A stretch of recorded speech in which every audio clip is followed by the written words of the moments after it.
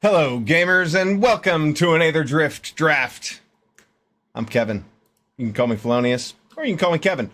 We're here to play some Magic. We're in the pits of Mythic here in 400, pretty low. Had a couple bad matches, but see if we can climb our way back up to the top. Spent the last couple weeks in the top 100. See if we can get back up there today.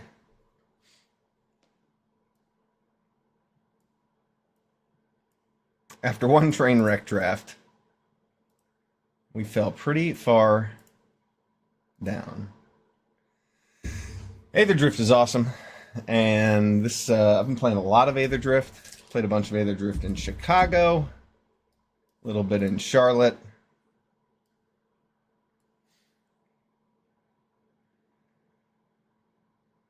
Let's see what we get. Pack one, pick one. One of the things I really like about Aether Drift is that you can play like 4-color whatever, which is really fun. Usually like a 4-color artifacts deck or a 4-color ramp deck. Explosive Getaway happens to be pretty good in like an artifact ramp deck.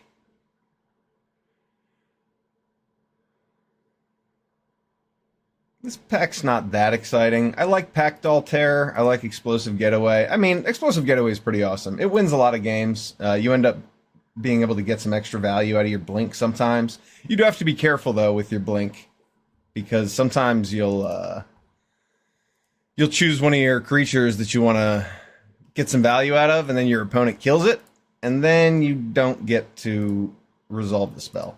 And then you probably lose, because you needed a board wipe. Anyway, Explosive Getaway. First pick. Happy to start with it.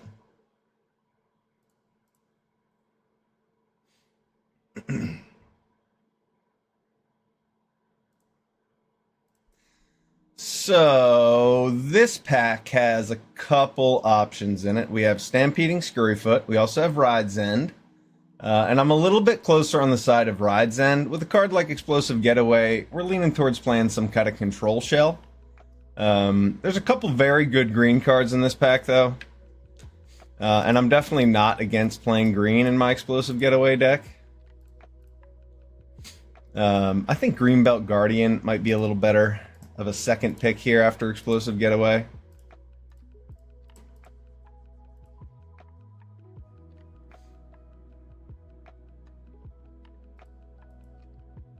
The Ride's End is really good. I'm going to take the Guardian, just in case we get past more good green cards. Green is the best color, so it's nice to be there.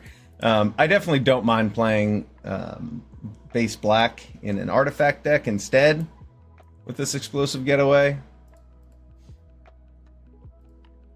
Slick Imitator is pretty sweet in that artifact deck, because you get to copy... what's it called? Haunt the Network? When you copy Haunt the Network, it does very silly things.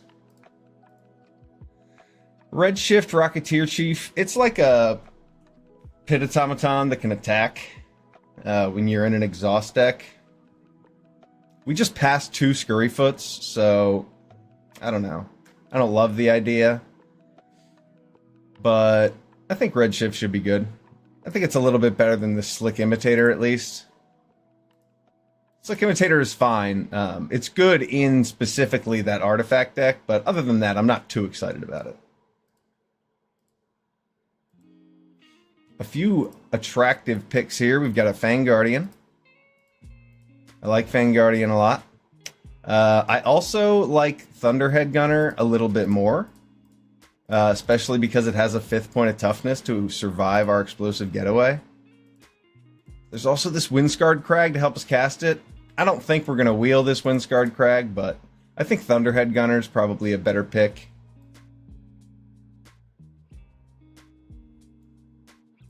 It is nice to just cut the green cards out. And Fang Guardian is pretty decent.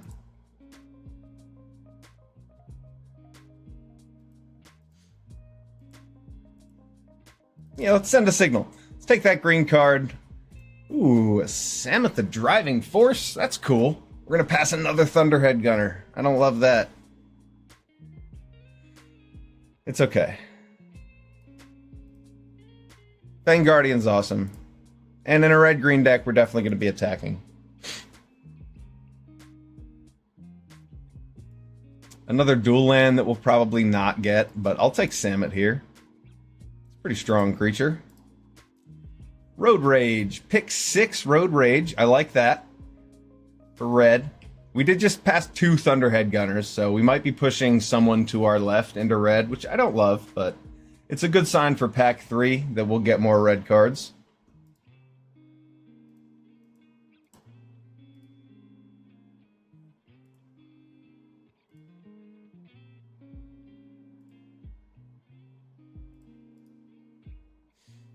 I don't know. Ooze Patrol. Scrap Compact. I mean, Scrap Compactor is actually decent removal. I don't really want to play Leonin Surveyor or Ooze Patrol. I guess Ooze Patrol's fine, but I'm going to take Scrap Compactor. It's actually pretty decent removal. Boom Scholar. I like Boom Scholar. Good in an exhaust deck.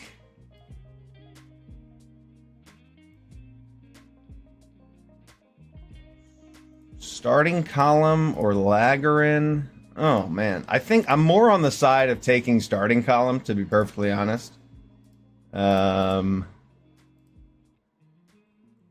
Laggerin's fine. I guess Laggerin's pretty good.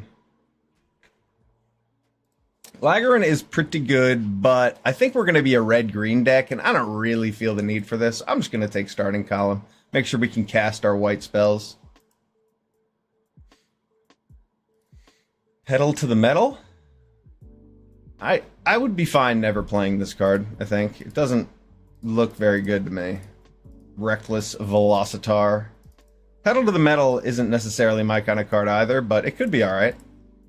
Here we go. Fuel the Flames. Maybe we'll be some sort of control deck. Having 2 board wipes is cool. I've definitely done some fun things with Fuel the Flames. Take a Silken Strength and keep it in the sideboard. That card's fine, but I don't necessarily love to main deck it. Whoa! This might be the best card in the set. I mean, arguably. Maybe Shabsunen's better, but this is colorless. Wow. Yeah, I'm in. Sky Sovereign, what are we passing here? Demonic Junker, Migrating Ketrodon, Hazard of the Dunes. I don't really care about Pride of the Road. These 2 green commons are strong. We didn't see any of the Scurryfoots on the wheel. We didn't really see any green cards on the wheel, which makes a lot of sense. Green is highly contested. Happy to see this Sky Sovereign. Card's awesome. Bomb and a half. Pit Automaton. It helps cast, or helps pay for exhaust abilities, as a fat butt. This is the kind of pack where I'd like to take a dual land out of. We didn't get either of the 2 dual lands we saw in the last pack.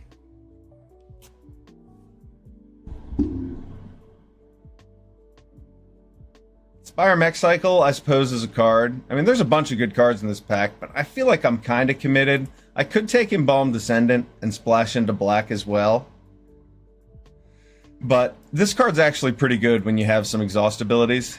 It helps you ramp into paying for a Stampeding Scurryfoot, for example, on turn 3.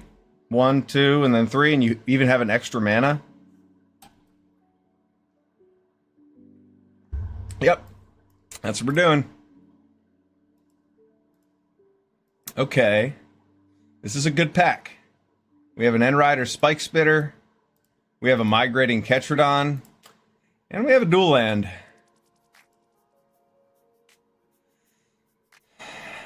Given the fact I really want to play both of these cards, I'm going to take this dual land. I don't love passing a Migrating Ketrodon, but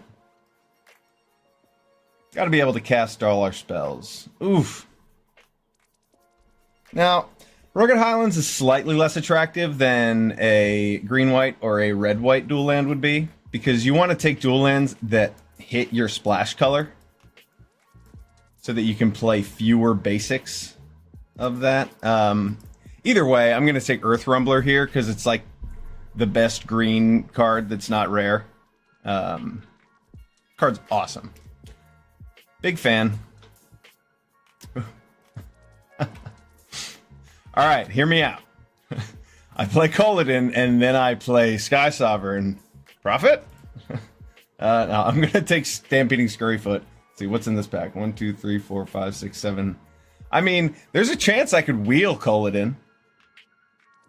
Probably not. I'll probably wheel this Stall Out or this Brightfield Mustang, but there's a chance. And that would be really cool, because I would play Colodin in a deck with Earth Rumbler and Sky Sovereign. I've played a Colodin in an America deck, and given my Guidelight Pathmaker Vigilance, or sorry, with Guidelight Pathmaker Haste, and that's pretty nasty.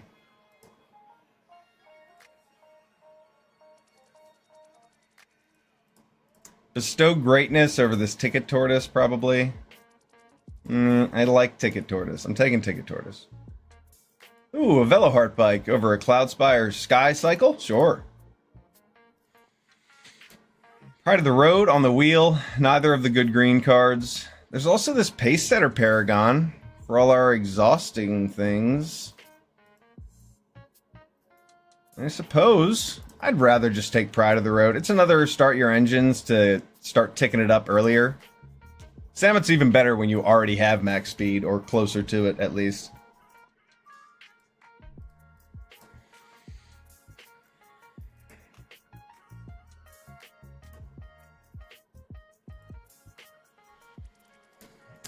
I don't really like Burner Rocket. I'm not going to play it. It's a card I pretty much ignore in packs, if I'm being honest. Alright, what do we got, pack 3? This deck looks fun.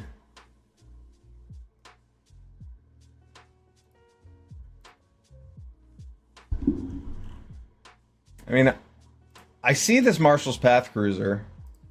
I also see another Earth Rumbler. I feel like I should just take the Path Cruiser, though. Helps me get my lands. This card's really good. It's pretty close to Earth Rumbler. I think I like Earth Rumbler a little bit more, but I need the splash mana, and this card's good. Path Cruiser it is. Ooh, this pack's full of juicy goods. What do we got? Boommobile? Outpace it. Well, we're going to take Boommobile. Let's get on the same page here. This is definitely the best card in the pack. Sometimes you just like hit your opponent's face at the end for like 6 when you're at 10 mana. I know that's a pretty specific example, but I did that earlier today. A couple other good cards in here. Webstrike Elite, Outpace Oblivion, Plow Through. Very good pack. We're going to take Boommobile and be very, very pleased.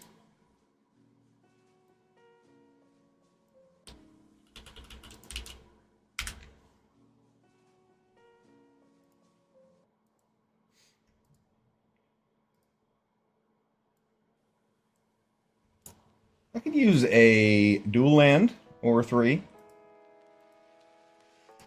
Alright, pack 3. Ugh.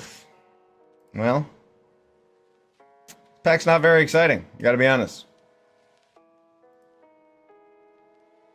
I don't think Fuel the Flames is gonna make it in the deck. There's a chance.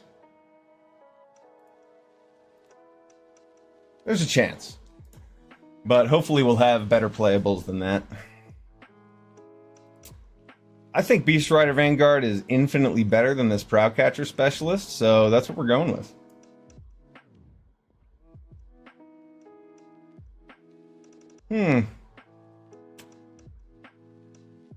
Two dual lands that are not in our colors. Yeah, this pack is actually rather disappointing. But Rise from the Wreck does get back Sky Sovereign. So let's take Rise from the Wreck. We don't have any creatures without abilities yet, and we have no mounts.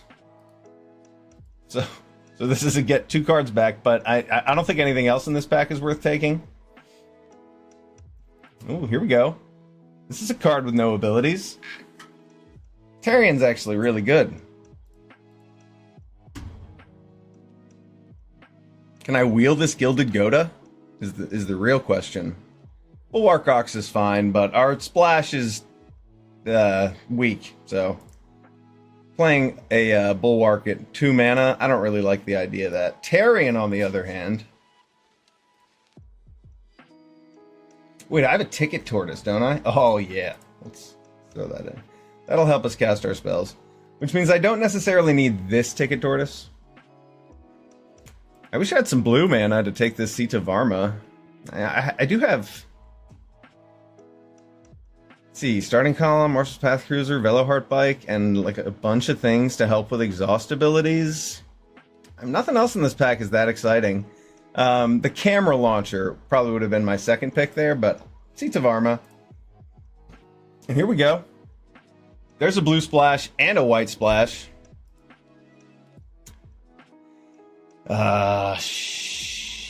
Duretti gets back Sky Sovereign. I'm just going to take Tranquil Cove. We have a bunch of good 5-drops. I don't think I need Duretti. Lightning Strike here.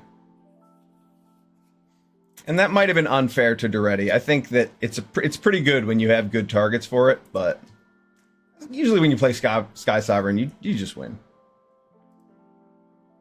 I don't want any of these. And another Ticket Tortoise. Another Ticket Tortoise would have been actually really good with that Duretti.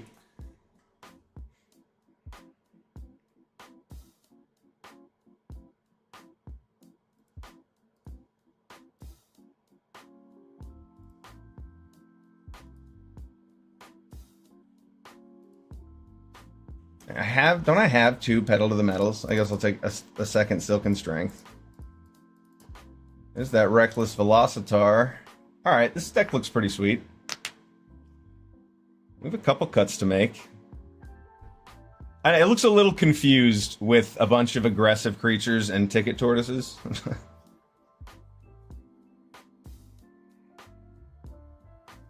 Ticket Tortoise with Duretti would have been quite fun. But I like the idea of playing Seat of Varma over Duretti. That was where my decision came from.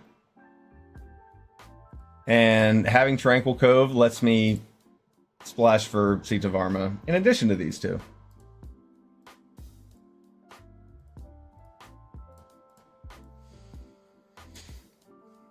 And, you know, Duretti's really good when you have, like, nesting bots. And I guess it's fine when you have Ticket Tortoises, but you run out of artifact fodder pretty quickly. I guess it's probably better in a deck with Grim Baubles, but in general, Duretti, not much of a winner. This deck, though, looks like a winner to me. I guess I could just cut a Ticket Tortoise. I don't want to play Point the Way, but it does help me cast a lot of different things.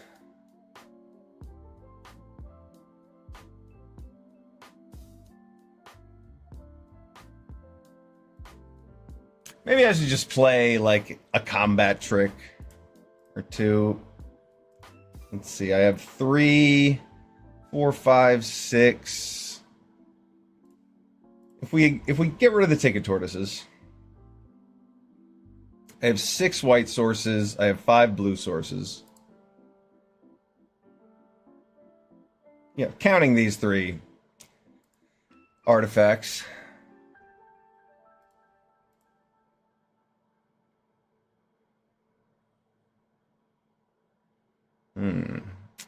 Is this a Fuel the Flames deck? It's kind of looking like one. I mean, what does it kill? These? That?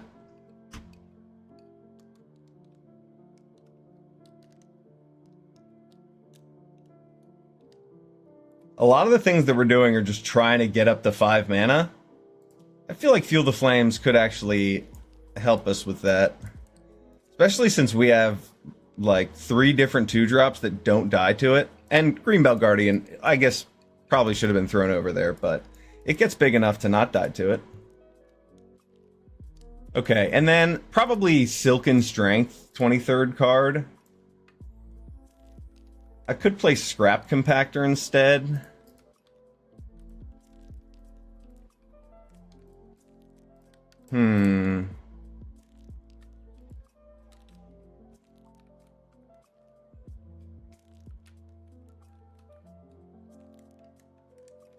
What's our removal look like again? Yeah, I mean, our removal's okay. I don't feel like I need to play Scrap Compactor.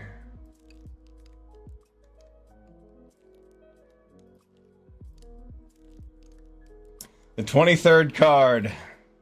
Always fun. I mean, maybe Ticket Tortoise is just going to be better than the Silken Strength.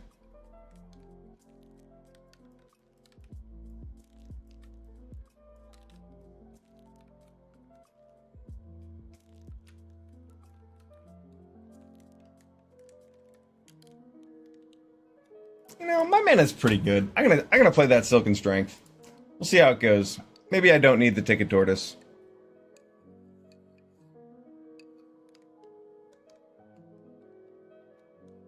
Maybe.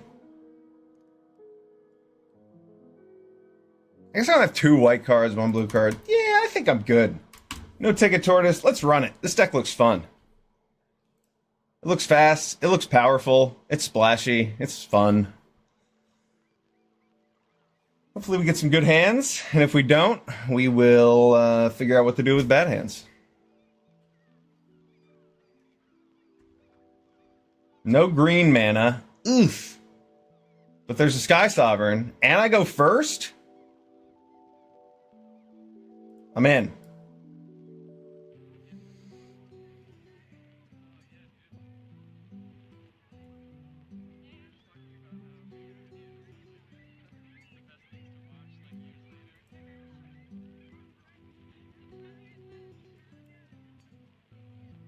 Maybe I should have touched the mana base and added another green mana, but we have 8 green sources, and I feel good about that, so... I'll hold this Fuel the Flames in my hand, probably. Yep. I'm not going to cycle it. Oh, nice. What a top deck. Alright, now we get to play Boom Scholar. Now we get to Fuel the Flames next turn. Hopefully he plays a creature or 2. Ah, nice, nice, nice.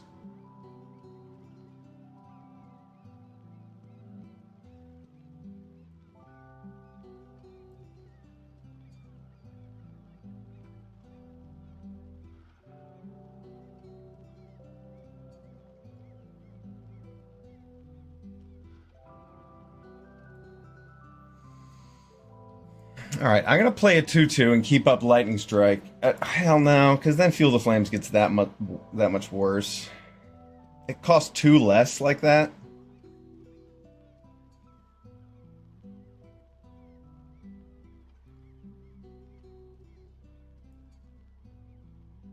Yeah, I'm just going to kill that Greenbelt Guardian and get an attack in.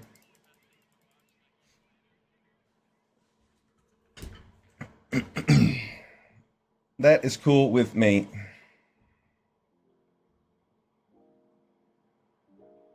No additional manas. I don't love that.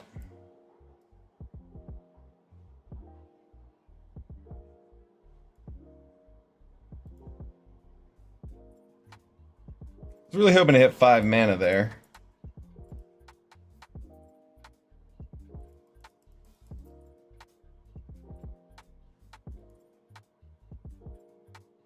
Ouch.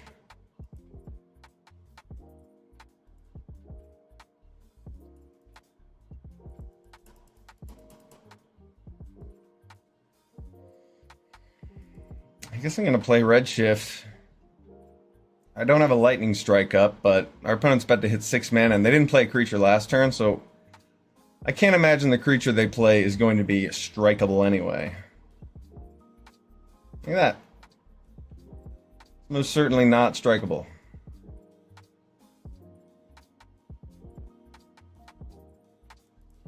We're not doing terribly in the race. We're keeping up. That's pretty good. It's actually really good. So I can play the Scurryfoot. And I can attack.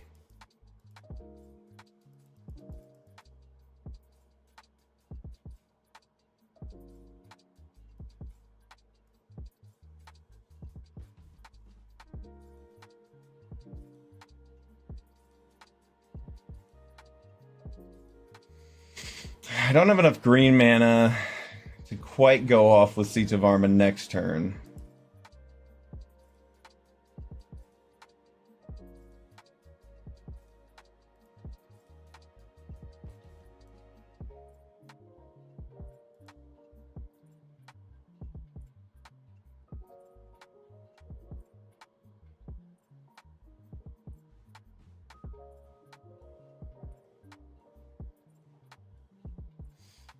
I think I should probably take this 5 for the chance that I top deck a forest, because then I can 1, 2 hit this for X equals 2 and attack with a bunch of 4/4s. All right, I'm just gonna take this.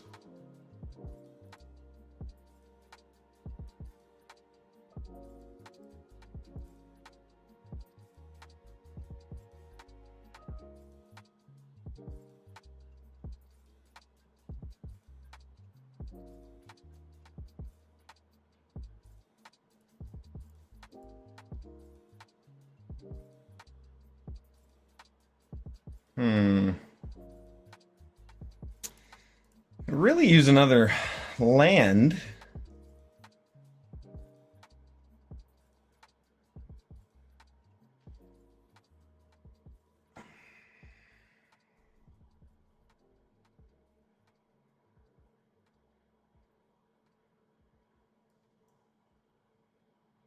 Trying to think if I should use the Beast Rider Vanguard to get a land, that I have one more for next turn, but I think that might be a little bit short-sighted. I don't really want to tap out and get blown out by my opponent next turn. I'm just going to play this Seat of Arma. Our opponent might have some removal, and if that's the case, we'll switch gears here a little bit.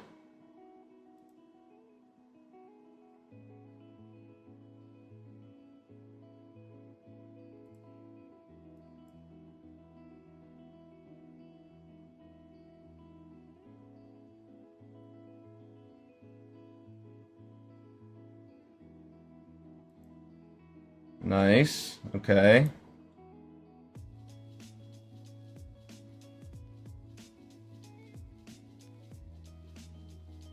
Does Seat of Arma live?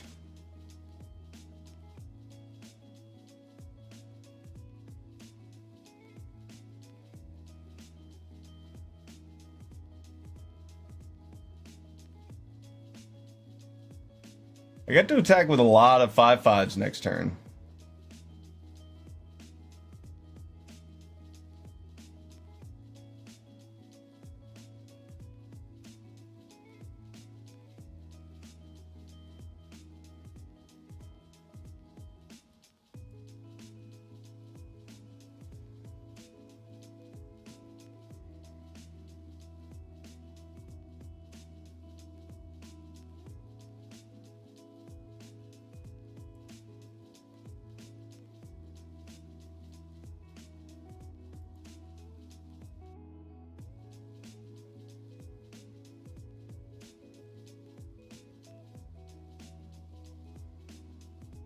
One green mana.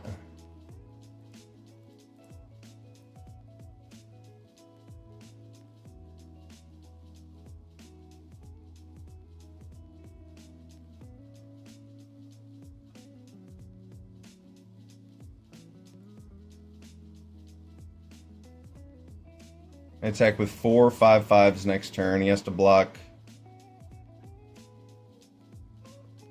2 of them. I'm left with a vigilance creature.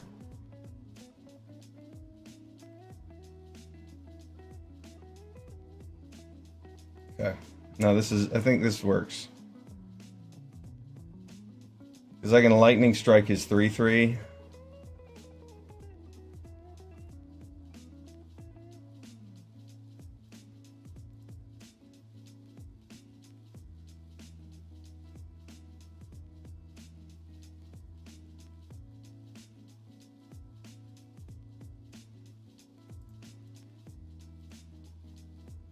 Seat of Arma, Seat of Arma, Mass Racer, won't you drive me home?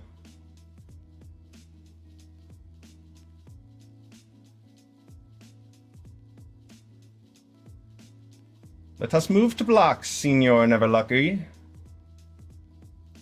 What if they have a Defend the Rider? Throw down, block, top deck, removal spell, blow me out. Doesn't look like it. Doesn't look like it.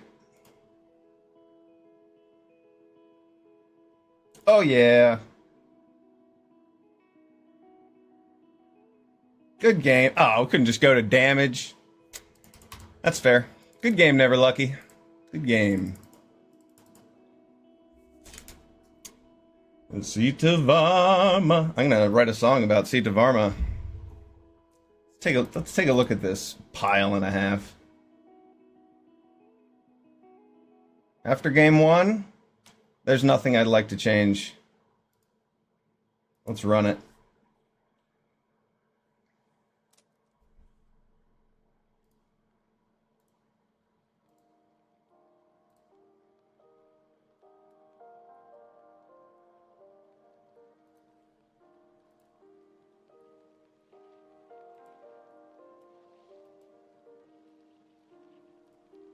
Little white splash for Samet and an explosive getaway. Blue splash for Sita Varma. That was a late pickup for Sita Varma. Got that like in the middle of pack 3.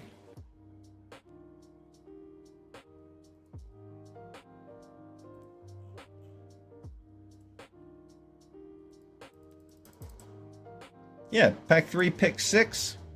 Wild.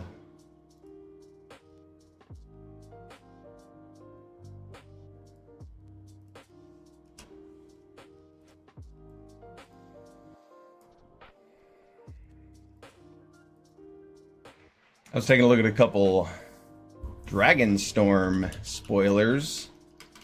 I'm excited for the Spotlight series in Denver. A little limited PTQ with a brand new set on pre-release weekend. Man, I'm psyched. That's going to be a fun event.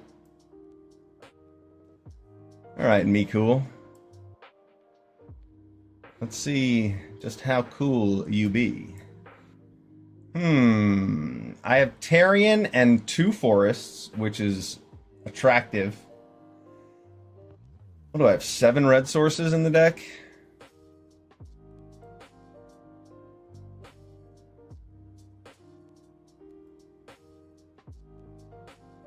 And I can cycle this. I mean, I don't actually have anything to do. But I know this deck does not mulligan that well.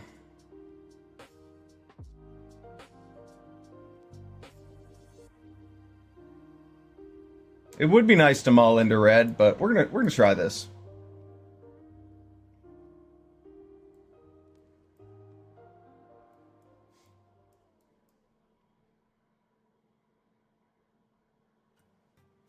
Nice.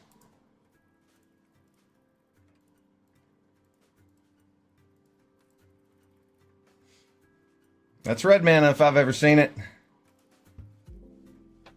I am inclined to cycle this against the Rangers Refueler deck. Nah. Let's see. Let's get some more information first.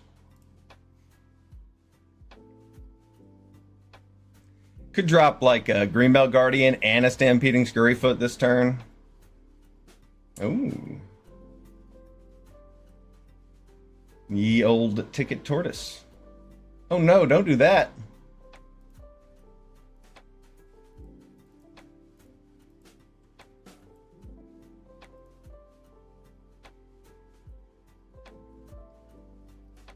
Well, it looks like we can cast Tarion next turn.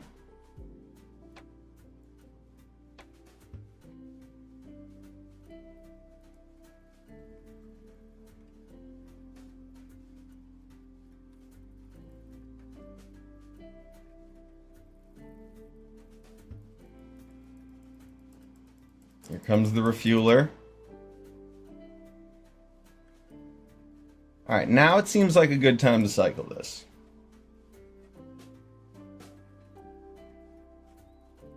I like red mana.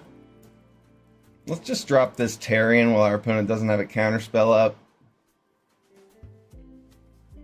Might have a bounce off? No? Maybe. perhaps.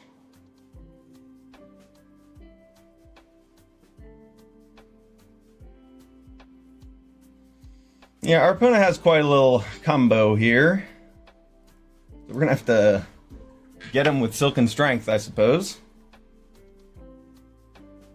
We're actually able to triple spell this turn. Let's see, green, green, green, doop, doop. So I can play this. Do I really want to play this? No. Okay. Yeah, we're coming in for 7. And we're getting in there. Redshift comes out first. Seat of Arm is a bit of a non-bow with Tarion.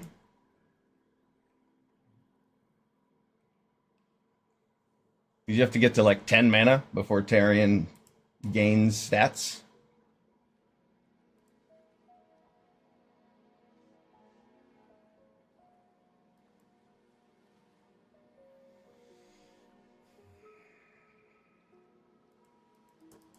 Yep, there's a lot of cards being drawn here.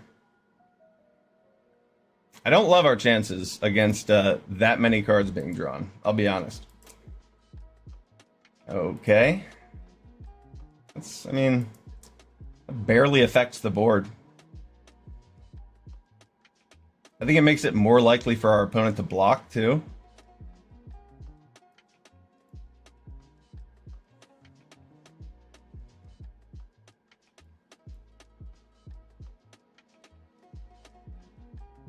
Wait, I can Seats of Armor for 8?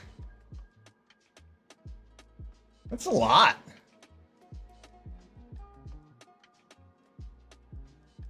Yeah, I mean, might as well attack, right? Wait, 1, 2, 3, 4, 5, 6. Yeah, fuck it. Let's go. Boom. We're not going to have mana for the Silken Strength.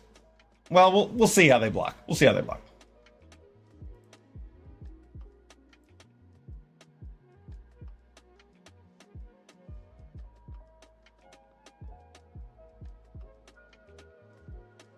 Yeah, I can make a bunch of 8/8s. And that's exactly what's happening here. Me cool. Mucho 880.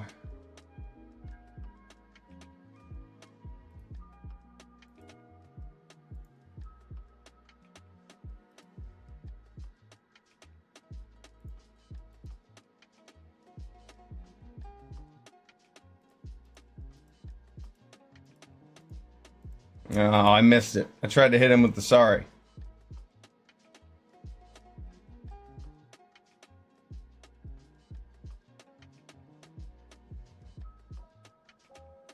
Okay, so I can do this.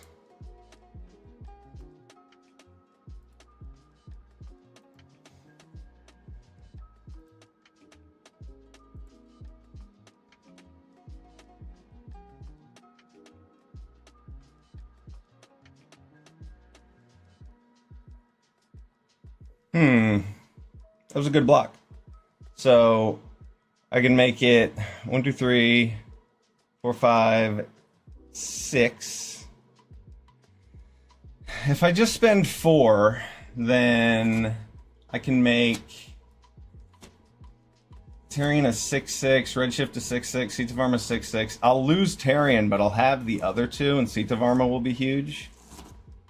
But I won't have any reason to play Silken Strength at that point. So 8 should be fine.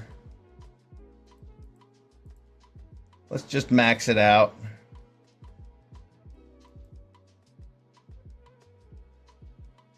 Oh, there's a bounce off. Nice, nice. Now I think I'd rather have both the refuelers die.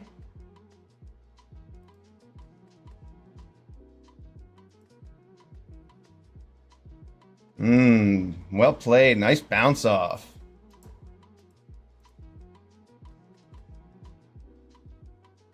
Yeah, that's pretty good with Thunderous Velocipede. That bounce off was good. I think we'll probably lose to that. Well played. Yeah, I think we're cooked.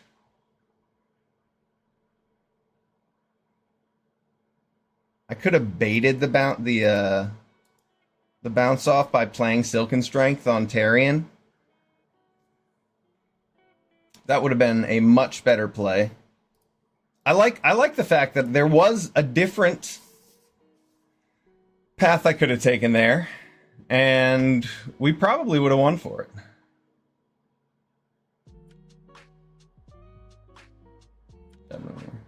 There we go. We're taking it.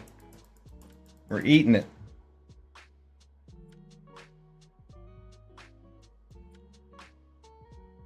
Whew. Let's see. 1, 2, 3, 4, 5, 6, 7, 8, 9. I'm dead. Nice. Yeah, sometimes you lose to bounce off. It's a good card. Very good card. All right, big redemption run. That was a good game. Our opponent had that plow through to get rid of our Veloheart bike early on, too, to slow down our advance, and that was quite strong.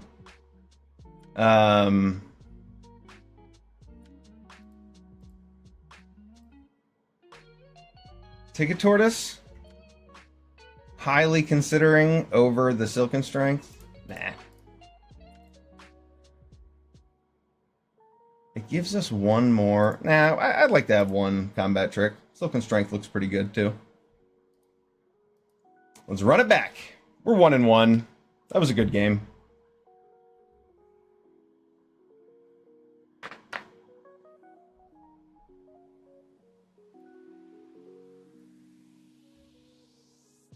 This hand looks keepable. I don't have much to do before turn 4, but I do have this on turn 5, and that's good enough. I think. I hope.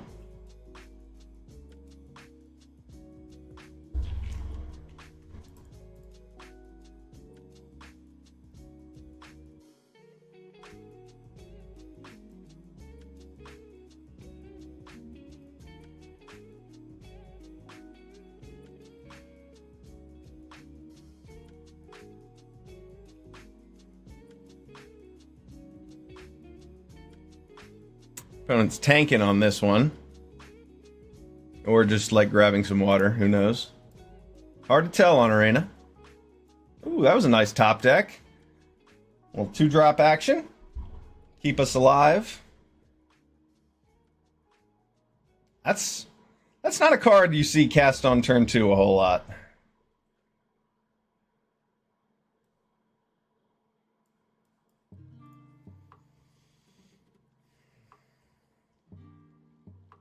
This is a pretty cool card to grab with your Guidelight Pathmaker sometimes, because then you can turn on your vehicles. You know, these are pretty good plays to line up with our wipe the board strategy, intended strategy. How about this?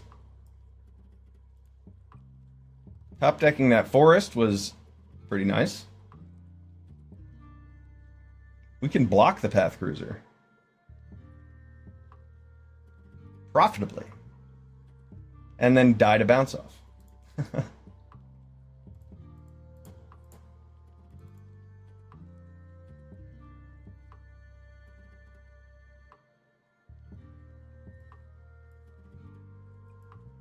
Charge!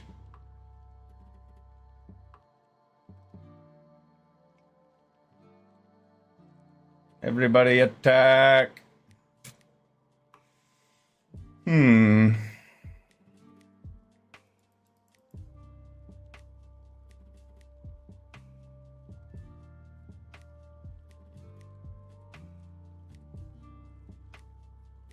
I don't think I play a Beast Rider Vanguard.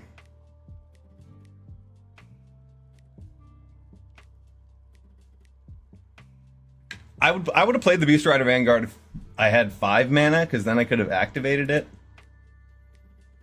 But I can at least block that Path Cruiser with Pit Automaton and this with the +2/+2. Yeah, and our opponent's tapped out. That's perfect. Nice little double block on the Path Cruiser. And then I could Explosive Getaway and bounce my Scurryfoot. Oh no, our opponent has a Spike Shell Harrier. Next turn will not be the time to play Explosive Getaway. Patience. Patience. Kill the Fang Guardian.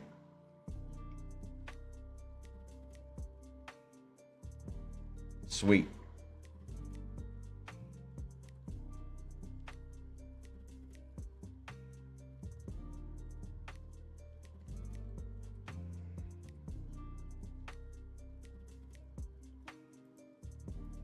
Yeah, it's not like keeping that 3/3 back to block is a good idea because he has a Spike Shell Harrier. Let's play this Vanguard, and I have mana to activate it. It's a little weird playing another creature into this, but I gotta make it look good, right?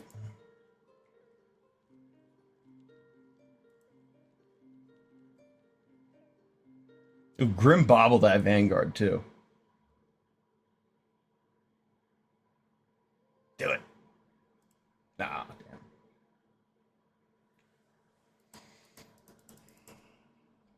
damn. Okay, just 4.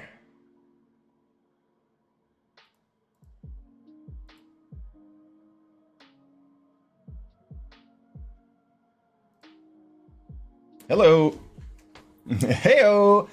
Our opponent's playing blue, so I think I should probably just play Sky Sovereign.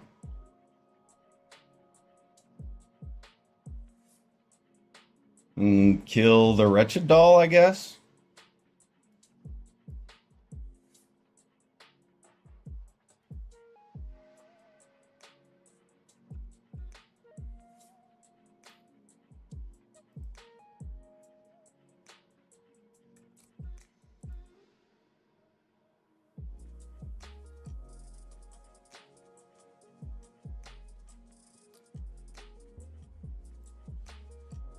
No need to board wipe until the time is just right.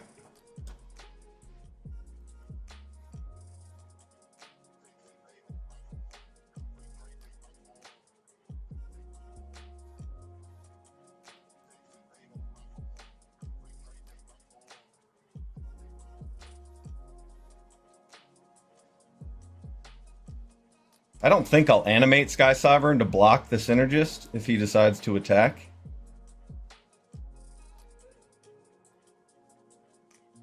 Wow.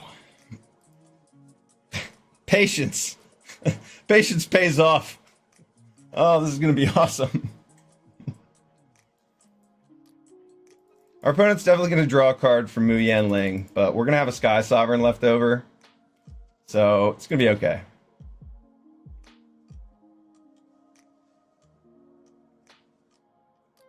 Y'all ready for this? Da-na-na.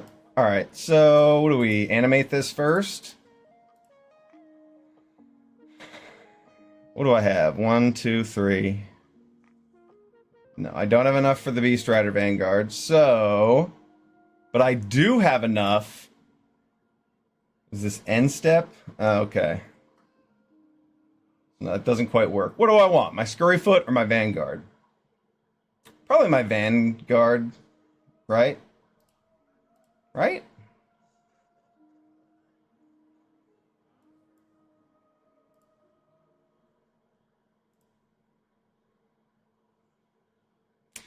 Boom. That's quite a blowout. Our opponent dropping 2 more 4 toughness creatures for us. Love it. Hey, Dream Dragonari. Has been a while. Good to see you again. Thanks for stopping by. We're playing 4-color fun right now. And, oh yeah. Talk about fun. Boom. And we get our Vanguard back. All right, that was sweet. Rares are fun. Explosive Getaway is such a blowout. I I mean, it's pretty bad against migrating Ketrodons, but 4 kills most things.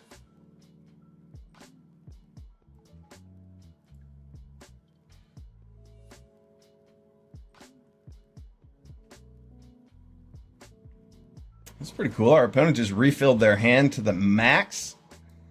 And I'm just going to play this, which is going to give Beast Rider Vanguard an additional power, which allows me to crew it.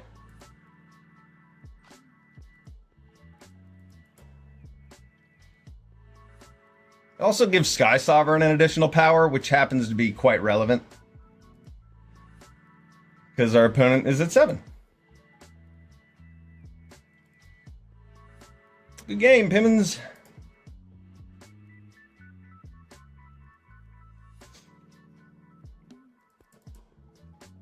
All right.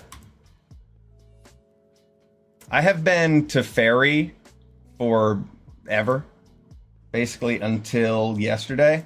Decided to change it up. I am the Felonious Fowl after all. So now I'm Falcos Barra. I wanted to get the Oracle of the Alpha, but I don't have it, so gonna have to find it in the store. Get lucky. Catch it on sale or something. Yeah, this deck is sick. What's up, Meta Magic Mage? Just having some fun with Aether Drift after playing some Modern over the weekend. I have been playing a bunch of Standard Esper Pixie, trying to get ready for the qualifier this weekend. This doesn't look like a keep to me. There we go. Is this the deck with... Wow, this is actually quite a tough mulligan. What do I put down?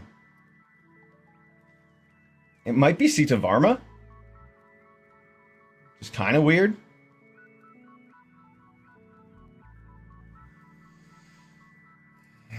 It's kind of weird, but...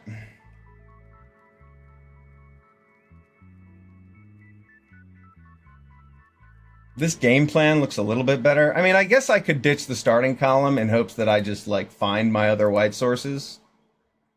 Because this curve does look kind of nasty. But then I can't necessarily play Boom Mobile, right? So that's why I'm more on the side of getting rid of Seats of Arma.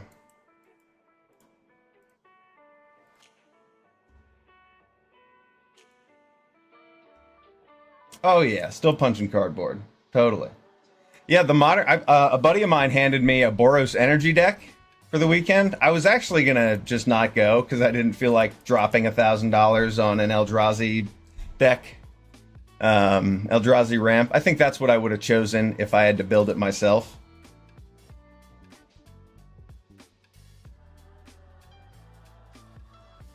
And yeah, I played Boros Energy. I played exactly one game on Friday, the day before the tournament.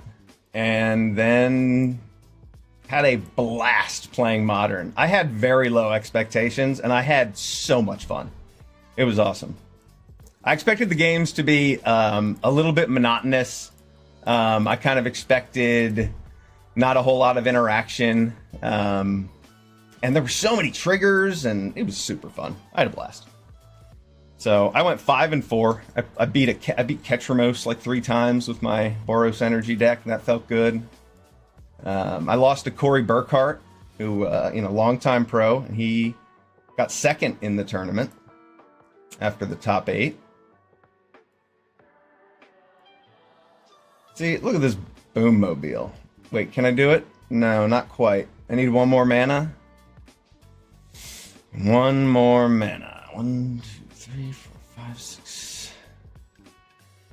Yeah, I need 7. Alright, well then I'll play this Greenbelt Guardian and make it huge, I suppose. I'm just going to do this now. I don't have anything else to spend the mana on.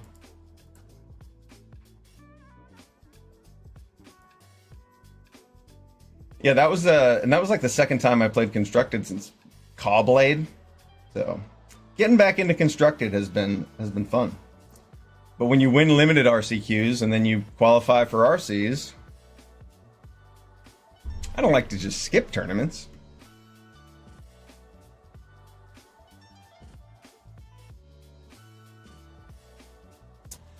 Broadcast Rambler, pretty good play there for our opponent.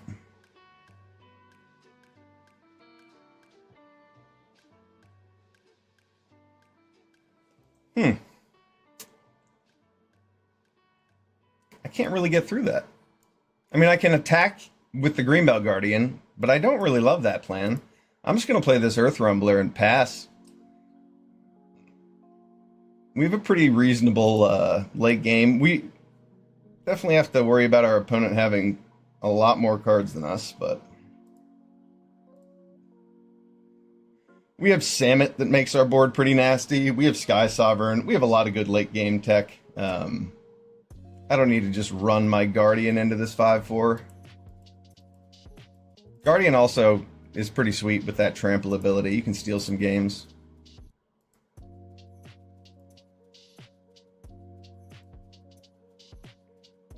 The Mammoth is strong. I'd really like to top deck a land so I can kill that Hazard of the Dunes before it becomes a 7/7.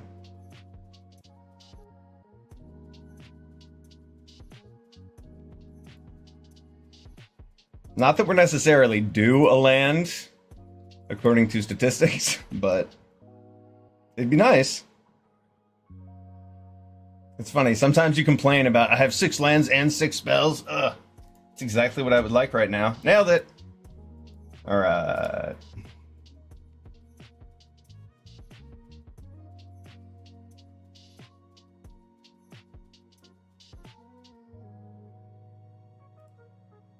And now we can X equals 4 that Hazard of the Dunes.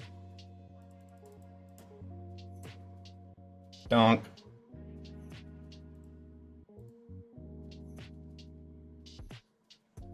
Smash it.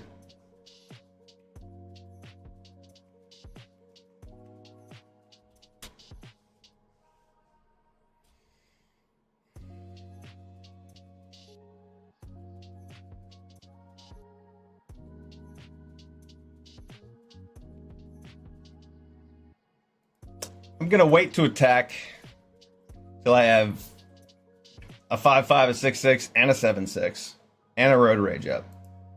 I like that idea.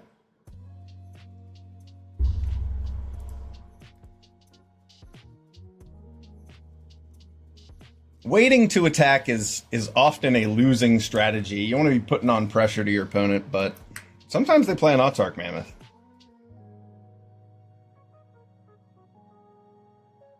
That's a lot of beef. Oh. Oh.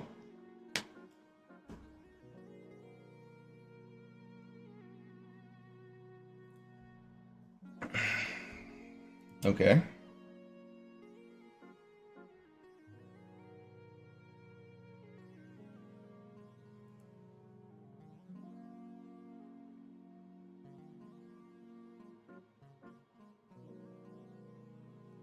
All right, so worst case scenario, what our opponent plays 2 Bestow Greatness,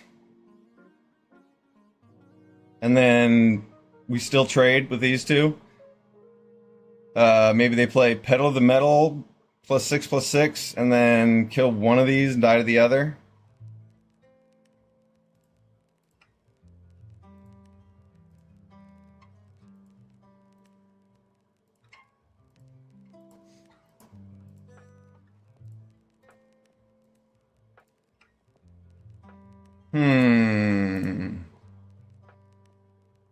I don't want to block with the Greenbelt Guardian, because there's no need to give him a free kill with this block. I feel confident blocking with just these 2, given my analysis.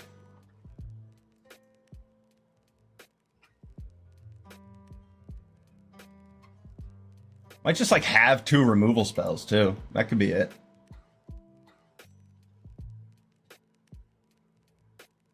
Oof! Ooh, the blowout.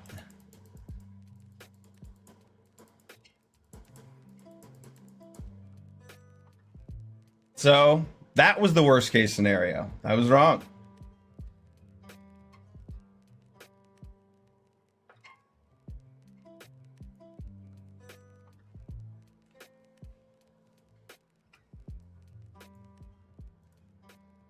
I have an idea.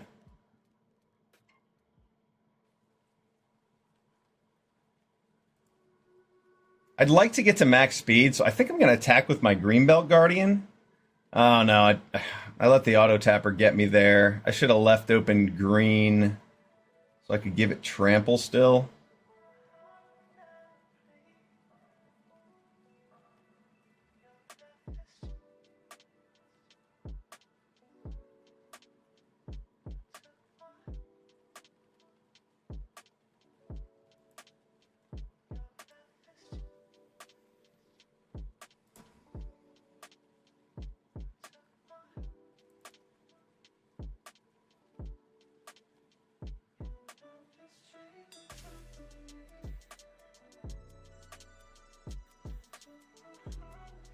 See if he takes the bait.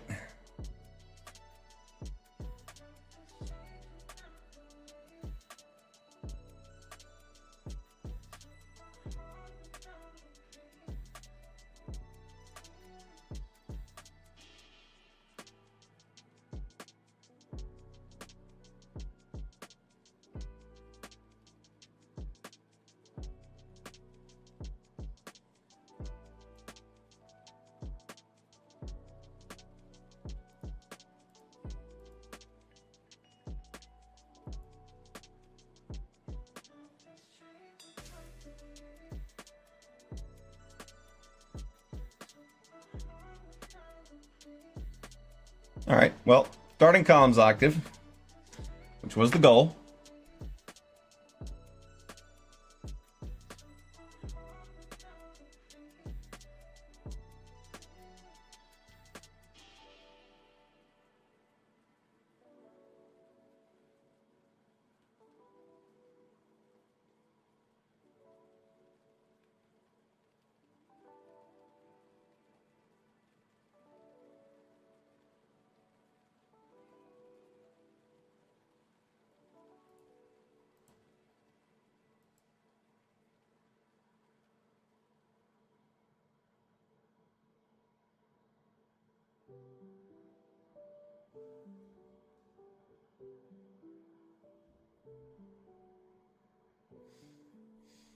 The Ranator.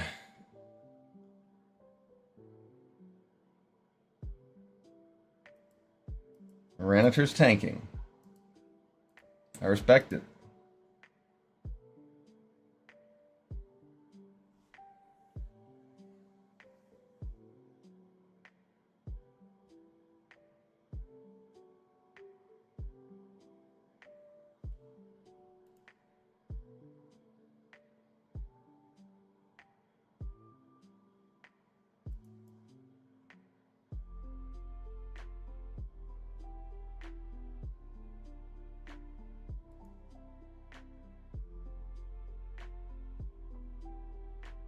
It's a lot of creatures. So our opponent going with a full-out assault.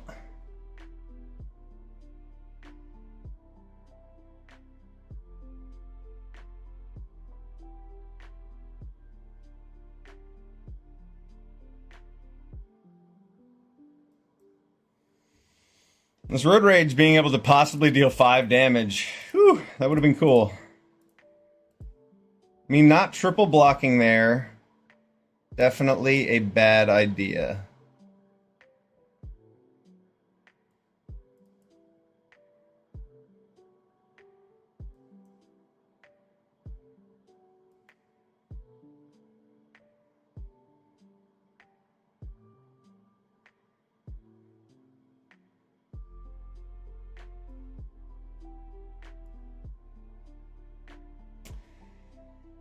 I think I need to keep a creature to crew. So I think Scurryfoot and the Road Rage is probably the trade I want to make.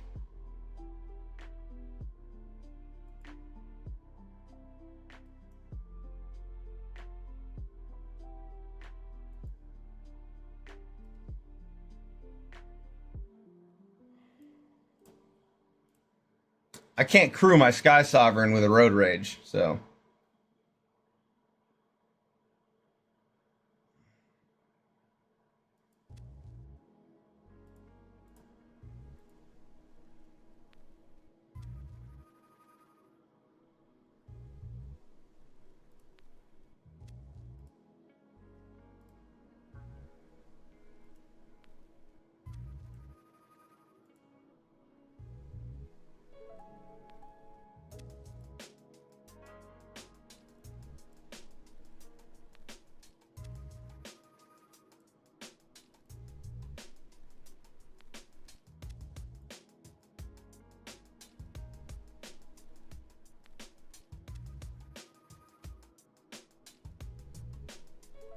Let's see, 5, 10.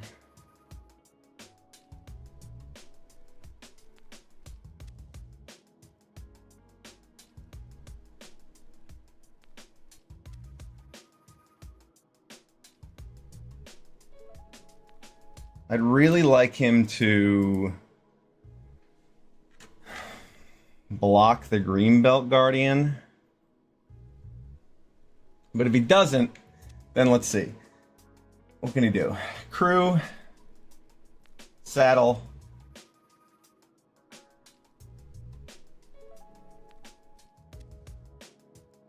That deals 2 damage to Scurryfoot. 4, 5, 6.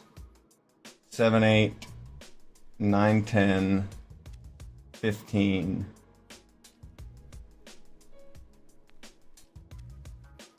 And that's if he doesn't draw a creature to crew with,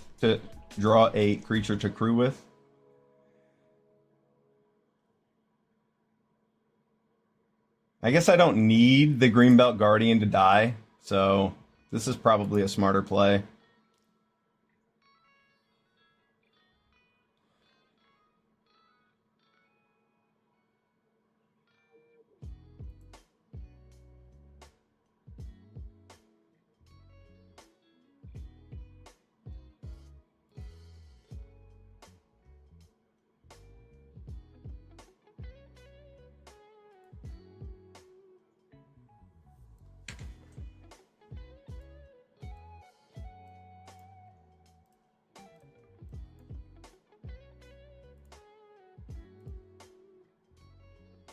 Take Boommobile.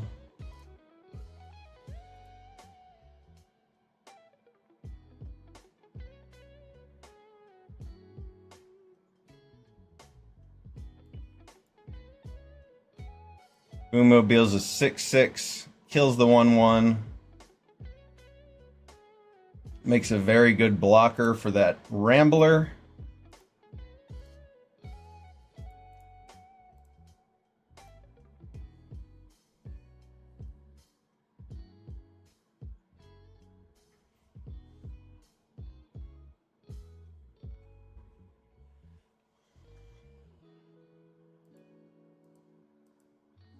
There was a line where I just attack with both, he doesn't block, and then I ping him for 1. But I think the chances of him not blocking were low. I thought he probably would have double blocked with the auxiliary and a 3/3, or the auxiliary and the 4/2, so that it wasn't a straight trade 2 for 1.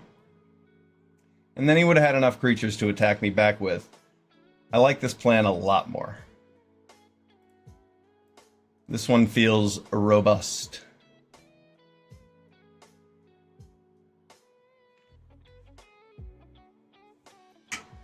It can't be a creature and an instant speed removal spell, right?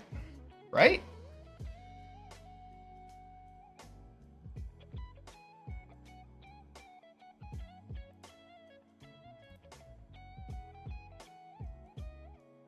Trying to figure out how he can apply pressure with the rest of his team and keep up the auxiliary to block with.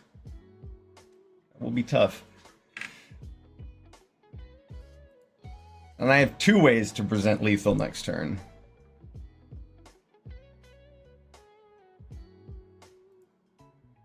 This is such a grindy set. It is awesome. The games are so much fun.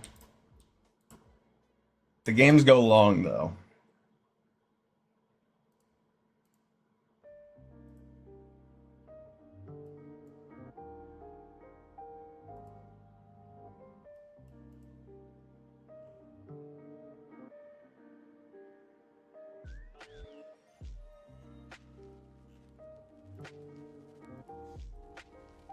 Oh, no attacks from our opponent. All right, we're in business. Wow. What a rip. Okay, well, that does things. I think I'd rather play that than exhausting the Scurryfoot in the same turn, because I can play them both. And the Scurryfoot's just like a 5/1 out of nowhere. All of my creatures are lethal now.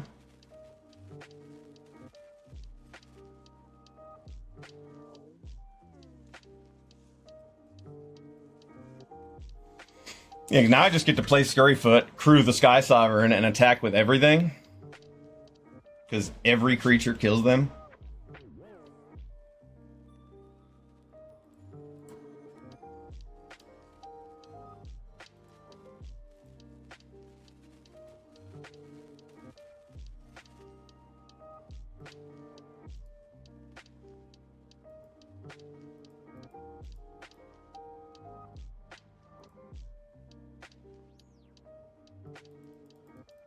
Good game.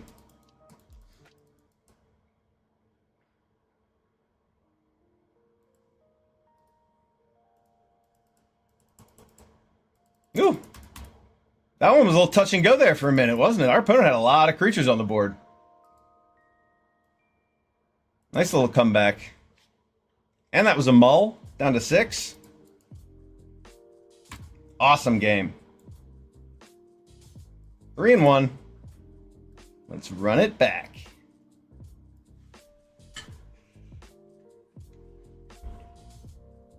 Comp.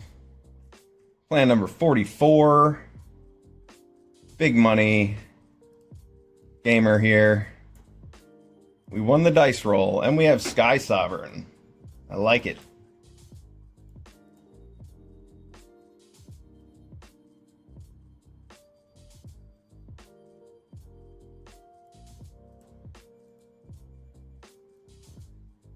Nice top deck white source.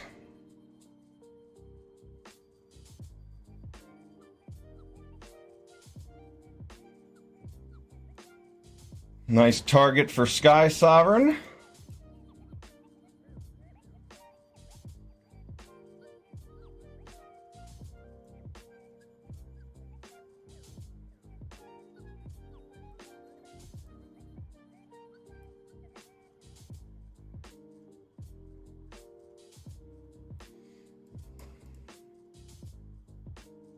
Oh, pretty strong. So was this.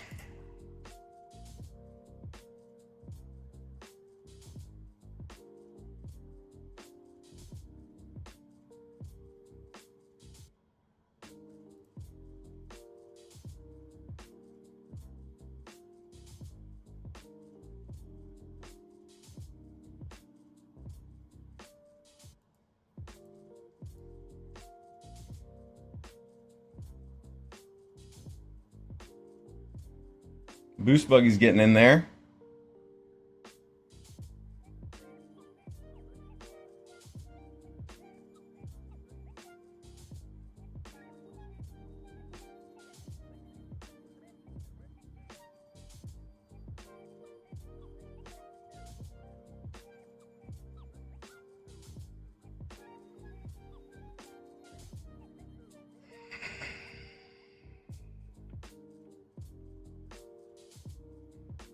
This is awesome. I get to blink Explosive Getaway to deal exactly 3 more damage to that Tarion. Or blink Sky Sovereign. I mean, I wonder what our opponent has for 1 green mana. Probably Defend the Rider, if I had to guess.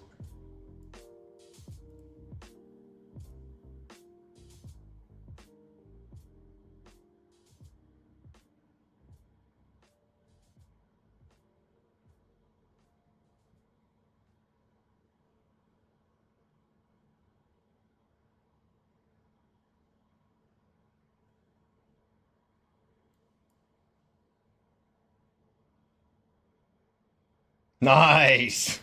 It was just the ability to crew that was keeping up priority. That's awesome.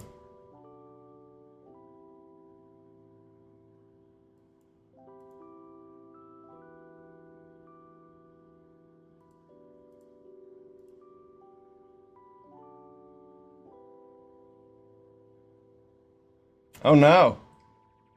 Mount. The run over. Get blown out. We might lose now. We don't have anything to play.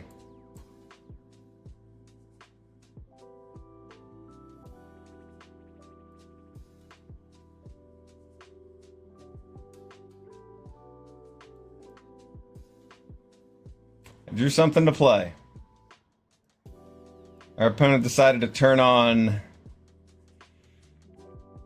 full control to psych us out.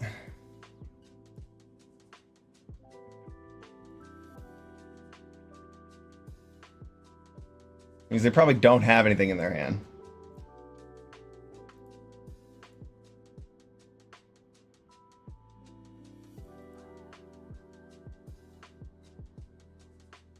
Might be some kind of pump spell. I would like to just like animate Sky Sovereign next turn, so I'm just taking 5.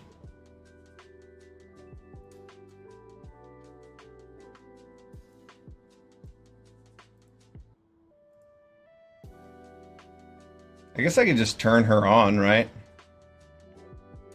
1, 2.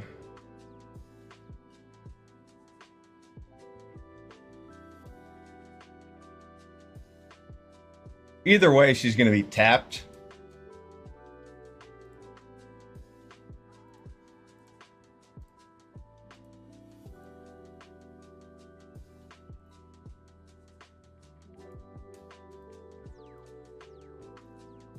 Will Sky Sovereign get to attack? Let's find out. Sure will.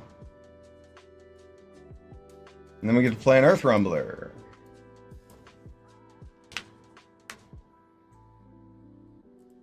Which crews for free. Well, yeah, free enough. Good game. Got him. That explosive getaway with Sky Sovereign to deal 7 damage to Tarion was so cool. Sky Sovereign. This is the first time I've played with Sky Sovereign in this set. Played it plenty of times in Cube, but wow. What a card. Good game. That was fun.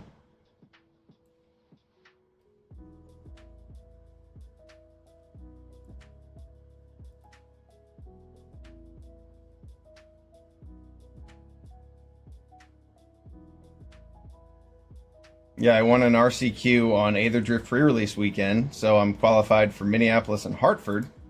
I choose Hartford, and I'm excited to play Standard.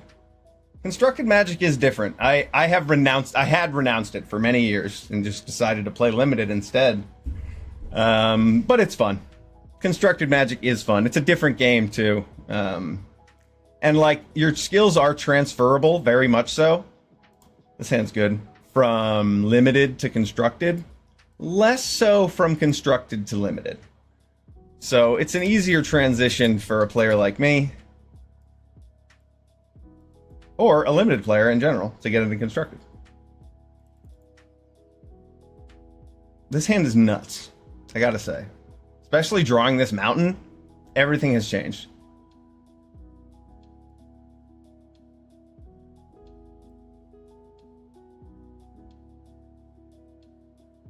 I think I'm more on the side of hitting that Scurryfoot instead of playing this Path Cruiser. I really don't want Scurryfoot to die.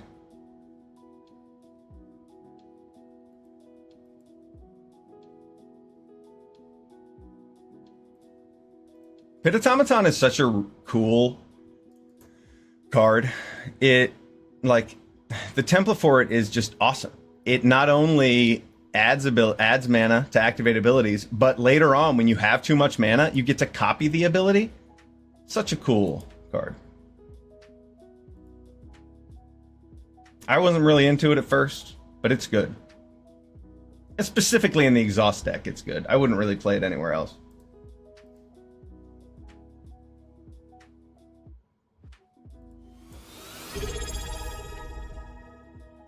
Oh. Thanks, Bear. Ursine TV, Ursine, you're the man. Big subscription, 5 months. What a boss. What a guy. What a gamer. Love you, Bear. So I could bait an attack with the Scurryfoot, but I really just want to play this Path Cruiser. Ah, screw it. Let's bait an attack. He can't pump it up right now, so...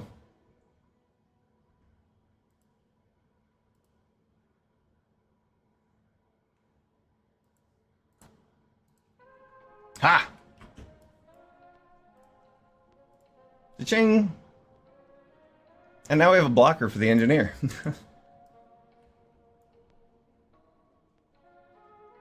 Oh, you know me. I'm always about that Goose Hydra.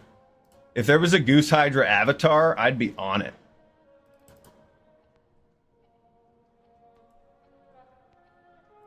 Is our opponent just playing Ketradon because it cycles?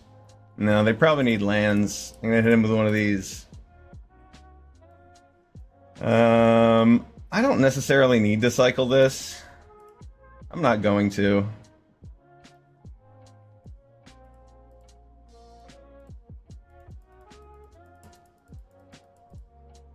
Nice. I am more interested in playing a Path Cruiser and getting a land than I am playing this Boom Scholar. Hit me with the planes. Love it.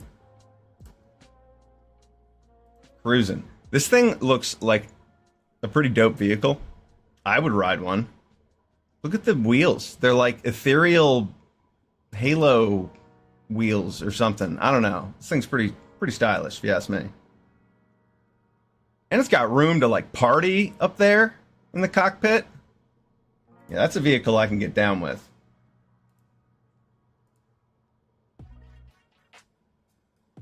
Hey! You got the green land.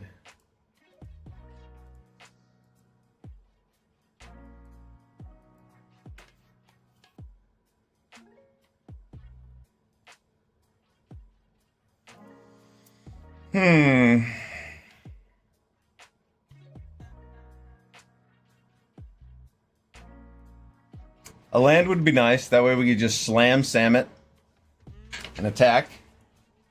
We could actually slam Samet and crew Marshall's Path Cruiser with these two, because that'll be 5 power. Now it's time to cycle this. I've decided. I wanted a land there, but I didn't get one.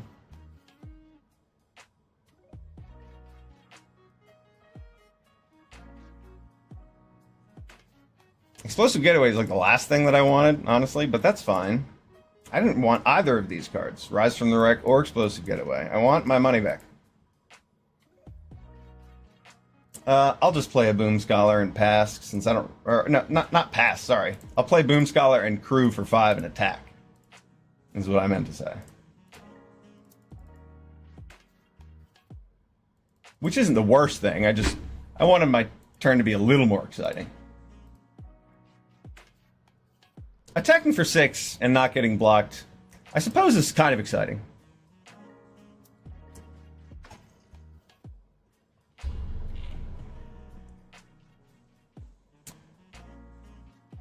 He's got enough to exhaust and run over. That would be a reasonable play. Ooh, diversion unit. Spicy. Okay.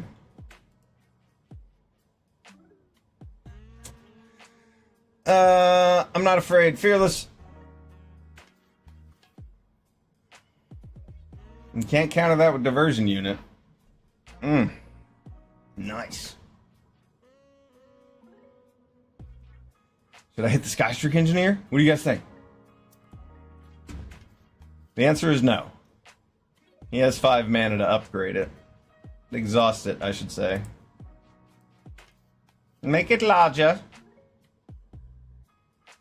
No, I'm just coming in with this 6/5 again.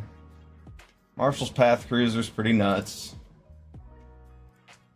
And we were getting by with just some commons and uncommons, but look at this Sky Sovereign.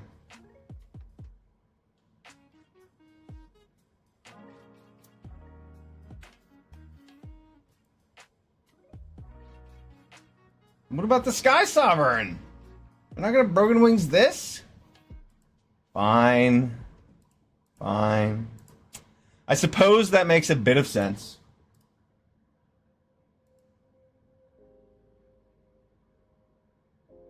Now I have something to get with my Rise from the Wreck, though.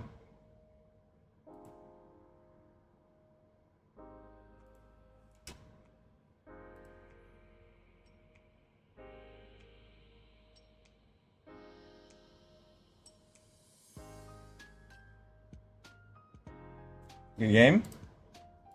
I mean, I guess I need to draw a creature. Never mind. Can't be flashing the good game too soon.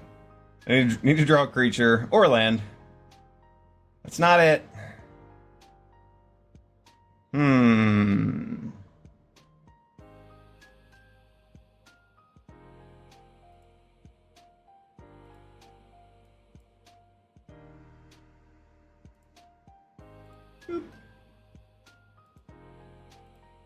We'll just take them to 1. They can block if they would like. They would not like. And we're going to play the starting column and pass. Pretty good shape here. Even if our opponent somehow wipes the board, we have Samet.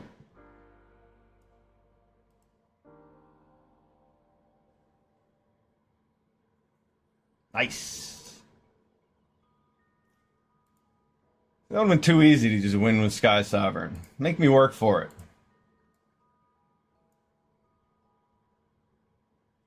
Watch our opponent have a spectral interference here. Yes! Nice! Oh, shit. Oh, okay. I didn't mean it. I thought they were about to counter it. Good game.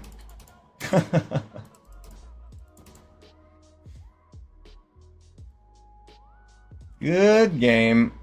Are we 5-1 now? We're climbing our way back into that top 250. Would we start at like 450 or something? This deck's really fun. We're getting in there.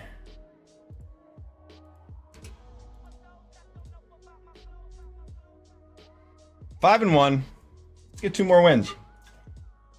So after you hit 5 wins in Magic the Gathering Arena draft, you're going to be facing other decks with 5 wins, which means they're going to be good decks and or piloted by good players. So you got to play a little bit tighter in those last couple games if you want to get your 7 wins. Let's keep it tight. Samuel H. Black. Is this actually Sam Black?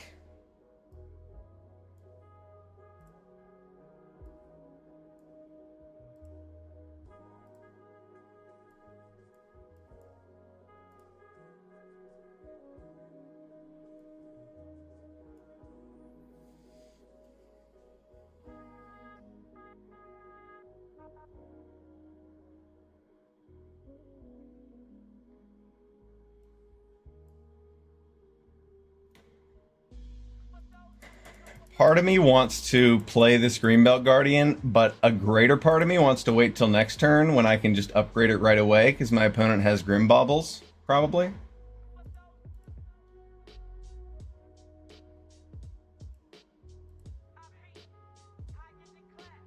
Ooh, that's a pretty good one.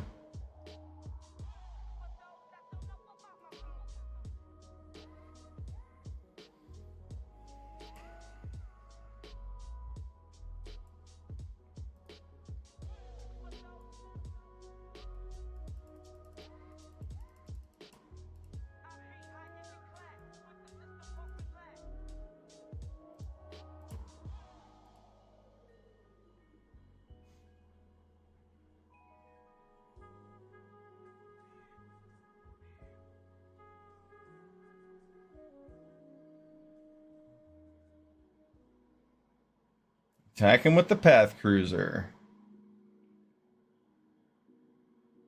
And this does seem like a reasonable trade, doesn't it? There's a good chance our opponent gets it back.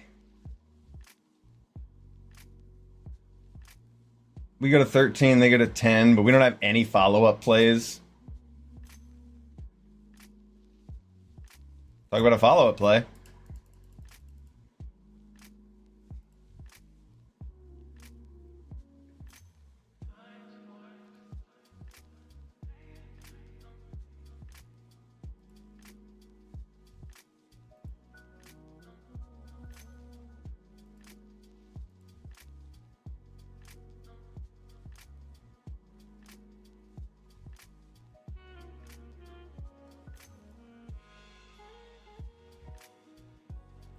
I thought they were going to attack with Pact Altair.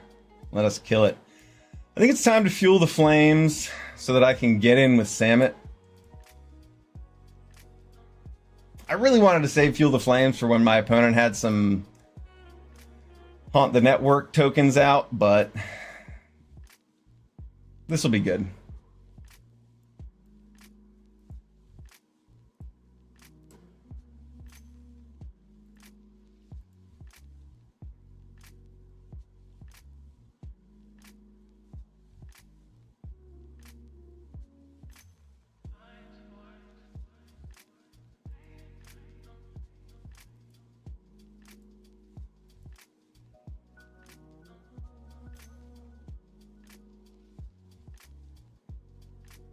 Gone for good. We're putting in some good attacks here.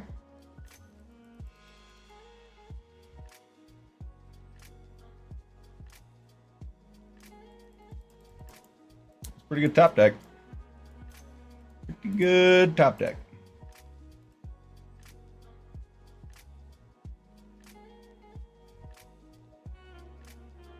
Ooh, got all the answers.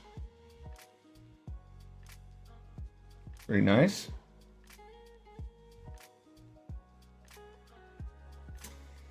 Maybe our opponent will play another creature.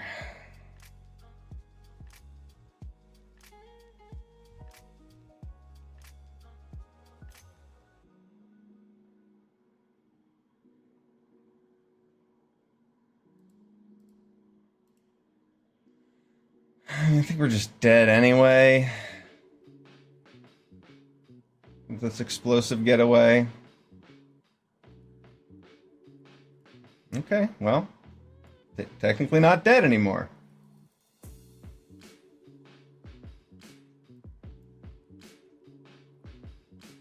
Still pretty dead, but slightly less dead than before.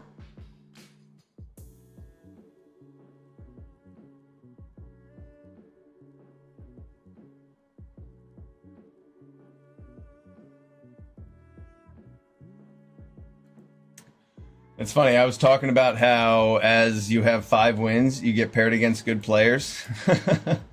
Here we are.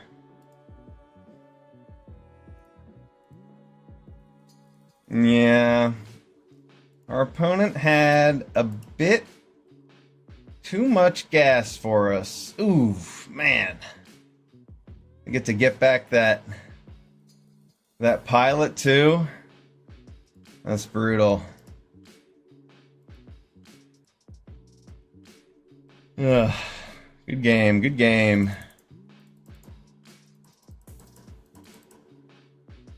All right, we're 5-2. Good game, Sam Black. I'm gonna pop into Sam's channel and say GG.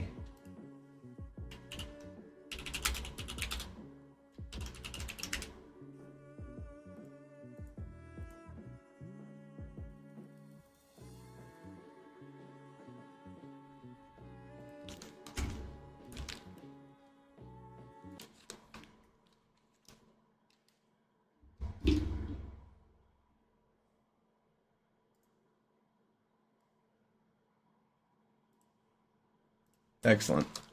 All right, moving on. Let's get another win. That was a good game. Opponent had a bit too much juice for us. A couple too many removal spells.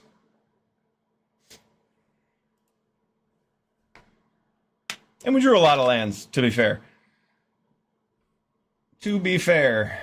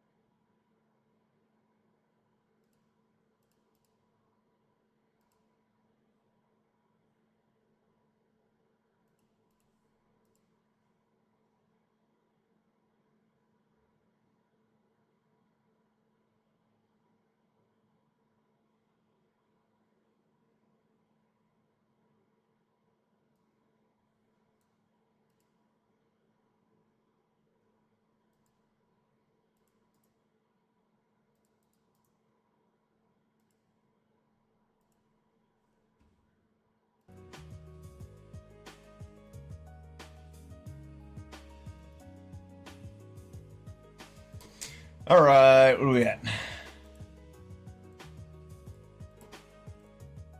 This pack looks keepable, or hand. This is a hand, not a pack.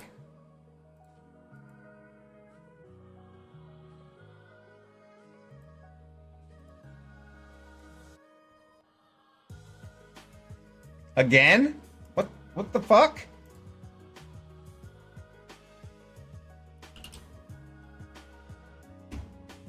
I guess I'll... What the fuck? This is wild. How do we do this? How do we do this again? Paired against each other twice in a row? That's wild. I've actually never experienced that before.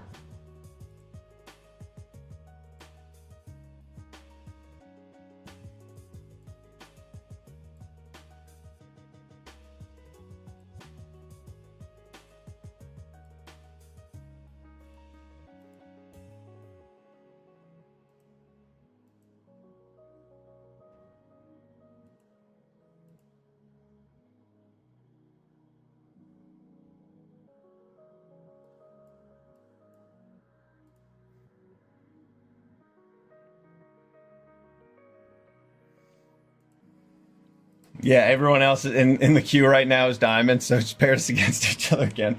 Sam only had like 3 wins when we... he just got his 4th win on me, it looked like.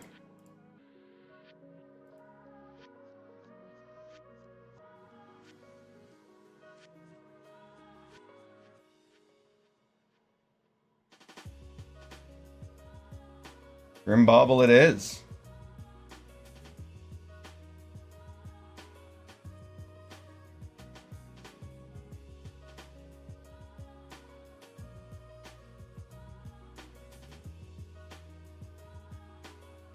Yeah, I think it's Earth Rumbler here.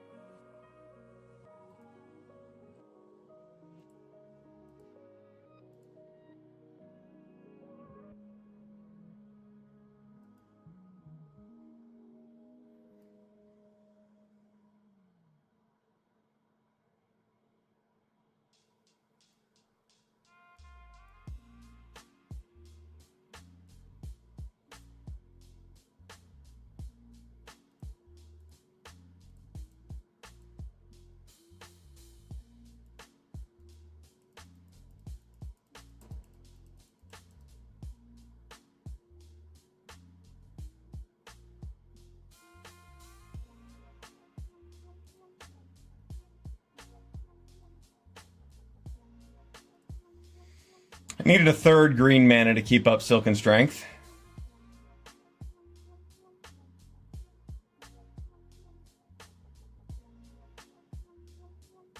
Our opponent might have some removal. It's 4 removal for white. Yeah, there we go. Pretty good. Man, we didn't even have the Silken Strength to outplay it too. That's rough. Having 1 more green mana, that would have changed things. Oh, that's brutal, honestly. Seat of Armor Redshift was a good game plan to go with the Earth Rumbler.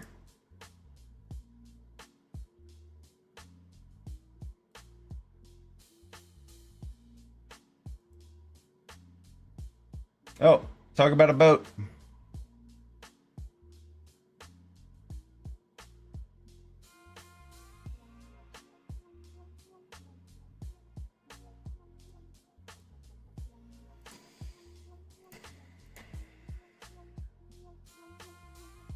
That cosmetic's hilarious. I know. I love it.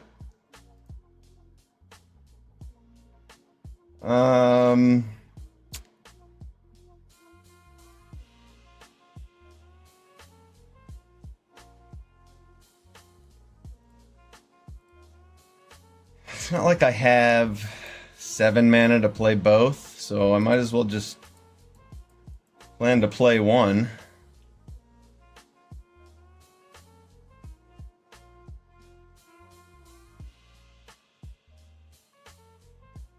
Oof.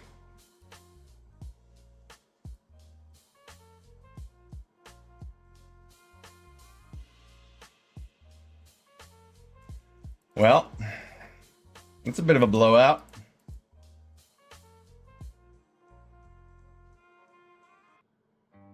I also have Fuel the Flames in my deck and Explosive Getaway to deal with this army of cats. But Silken Strength definitely wins games. See if we can close it out against Sam H. Black, the man himself. Redemption match. We got a game 1 and we're on game 2 in best of 1.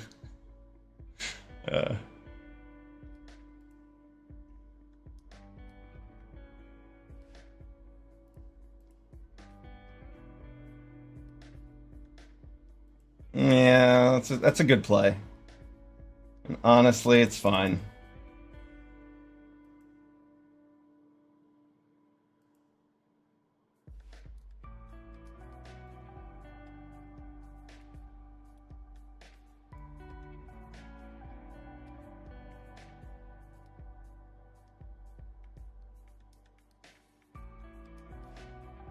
I think this makes a little bit more sense because I can animate my Earth Rumbler with it.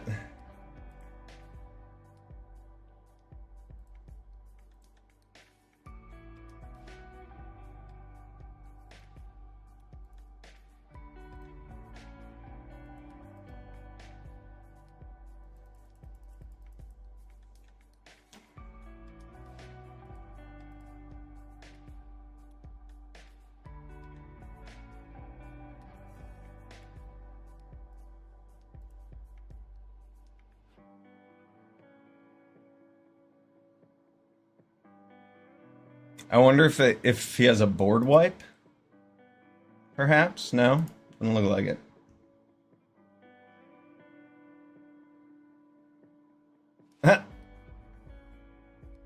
Wait. Can I just ping him for 4? I'm just gonna let Sky Sovereign sit in my hand this whole match. Just doink our opponent for 4 here.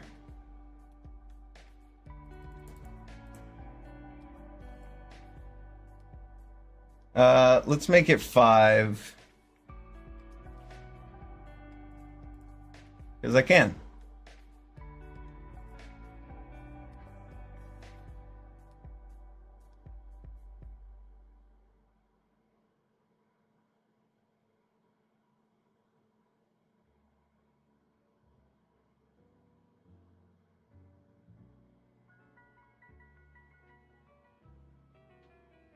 Game, Sam. Alright. I closed his channel last time I said good luck, so I didn't stream snipe. Good game again, Sam.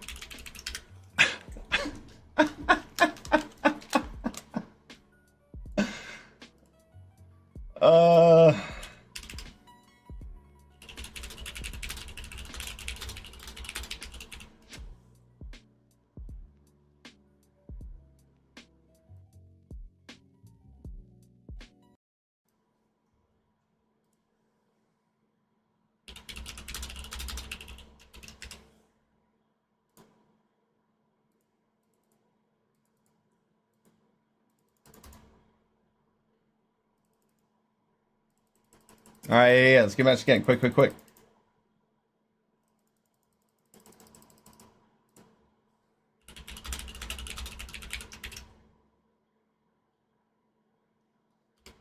Oh, damn. Oh, damn.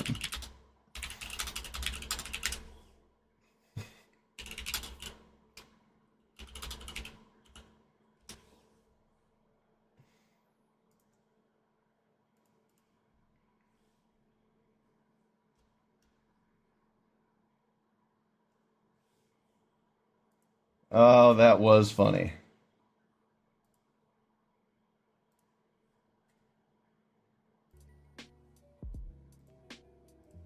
Pardon me, I had to mute my desktop audio so that it didn't loop through. We're back, and we don't need this.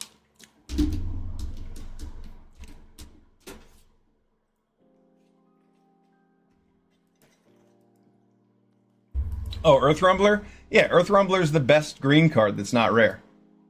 It might be the best card that's not rare. The card's insane.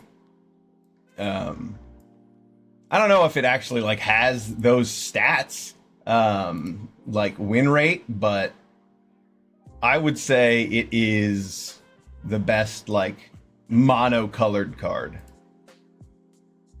That's not rare, that is. This hand looks good. Yeah, we've got removal, we have splash for a turn 4 explosive getaway. I'm all about it.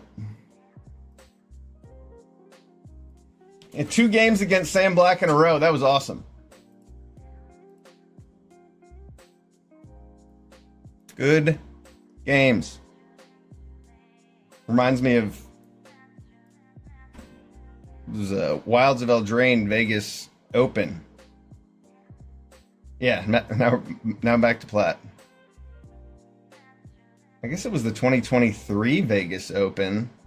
I played against Mengucci in round 1 and day 1, and I beat him with a Bitter Blossom, and then we both top 8'd. And then he got matched against me in the next day and beat me. It was beautiful. Revenge match.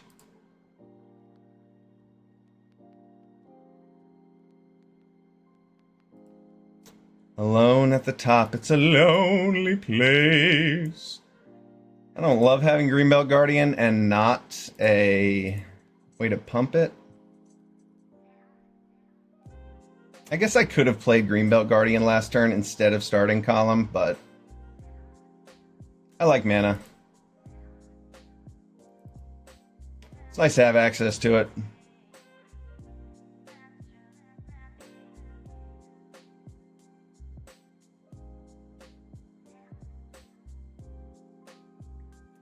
I think Greenbelt Guardian's about to die. No. Indeed it is not.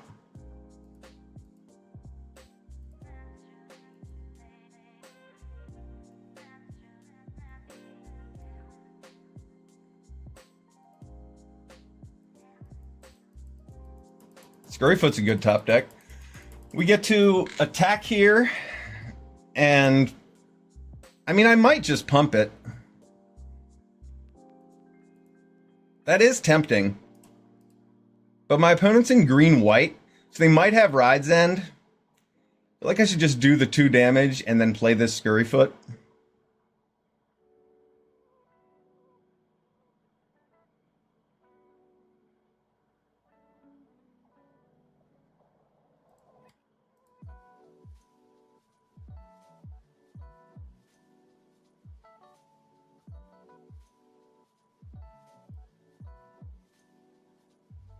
Let's do it. They are a green deck after all. This takes us out of range of run over and such. And I'm not going to play my Scurryfoot. I'm going to keep up this Lightning Strike.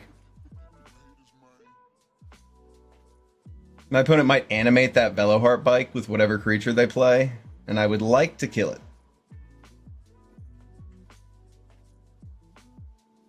Another bike? Alright, I don't think they're going to animate the bike. Well, they might. Because they have better... Oh, wow. Alright. Talk about fast mana. Triple bike and a starting column. That's definitely going to hit me. The ramp is real.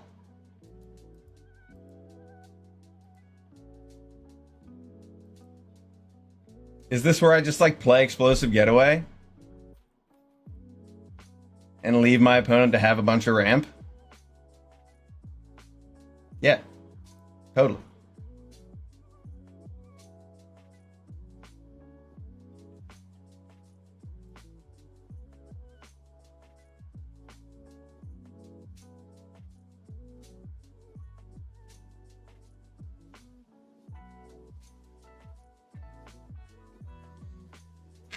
I mean, this is just a straight 2-for-1. Explosive Getaway, kills 2 things.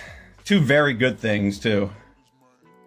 And now I have the option of playing Scurryfoot or leaving up Lightning Strike. And I'm still a little bit more on the side of leaving up Lightning Strike.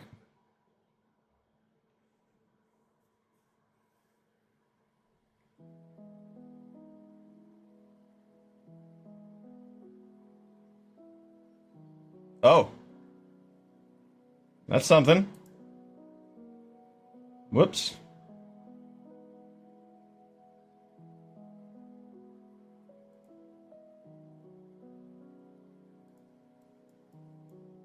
And we're getting in there with Lightning Strike. Our opponent did not choose to leave up a blocker, which might be the end of them.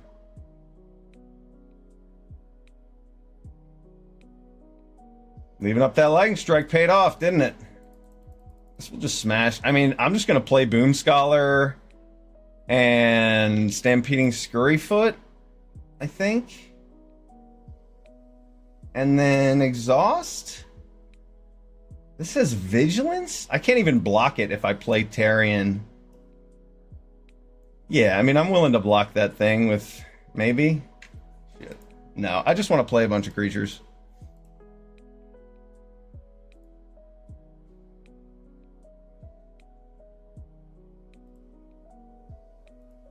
Can you imagine if I didn't blow up the board? We would have been dead. Oh, that's pretty strong.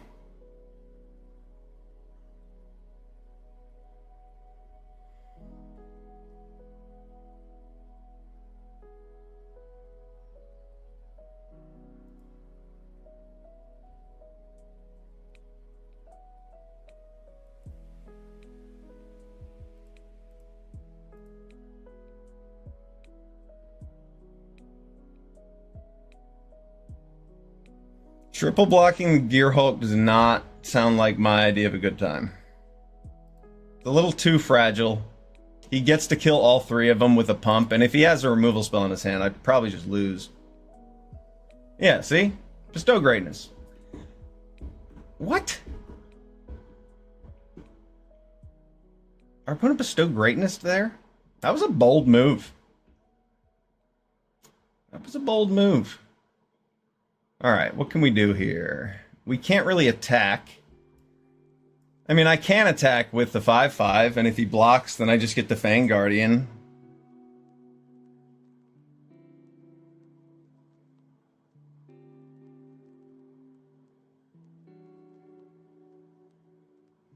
Yeah, right, because my opponent has to play a creature. They won't be able to pump up the Beast Rider twice.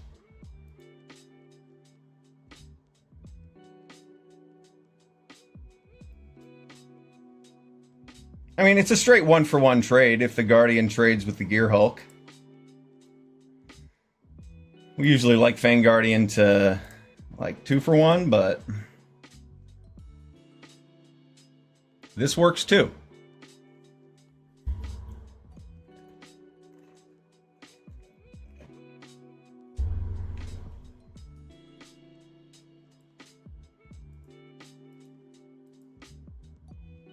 I don't want him to block. I'd rather just him take 5 and me play Tarion. But I'm okay with him blocking.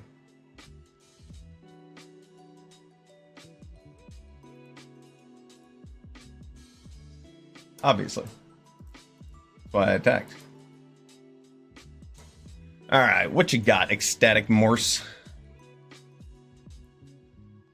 Imagine being excited about Morse code.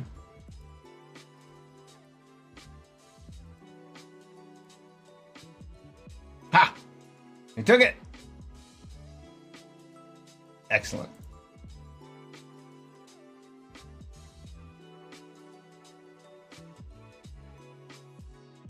Land.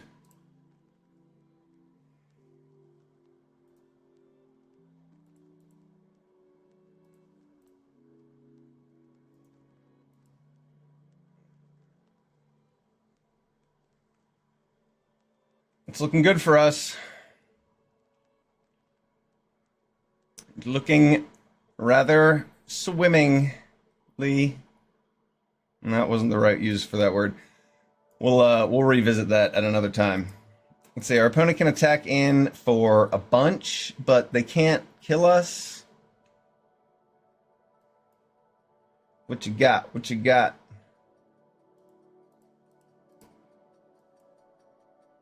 Pump it up.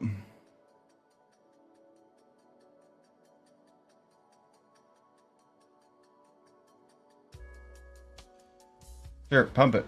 Who cares?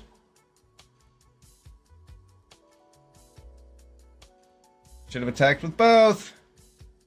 Actually, it really didn't make much sense for them to attack with both, or not to attack with both. Because even me just blocking Terran... Well, no, I guess he didn't want to lose his Beast Rider. That makes sense. I'm making shit up over here. Okay. Good game.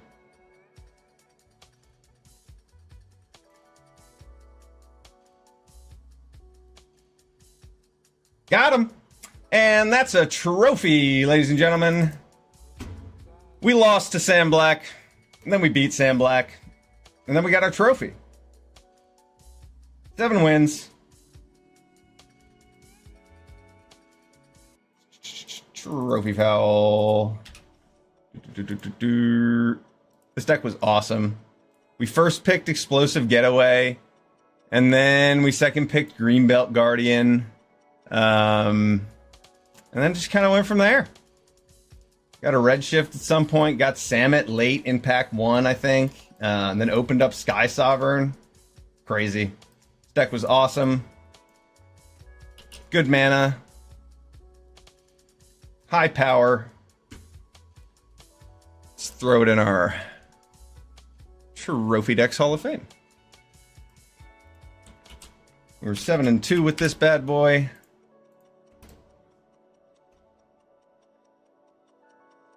Victory.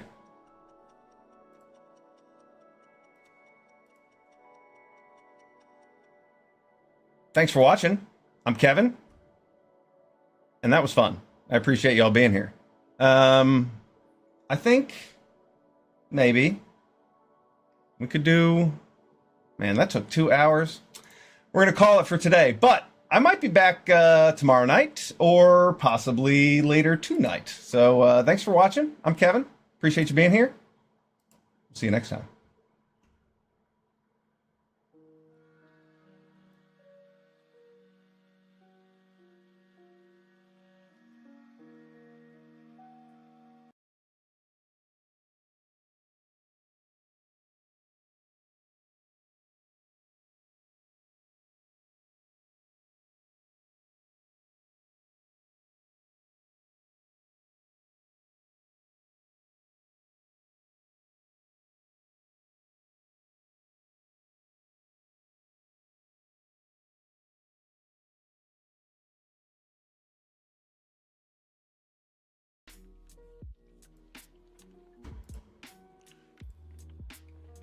Psych!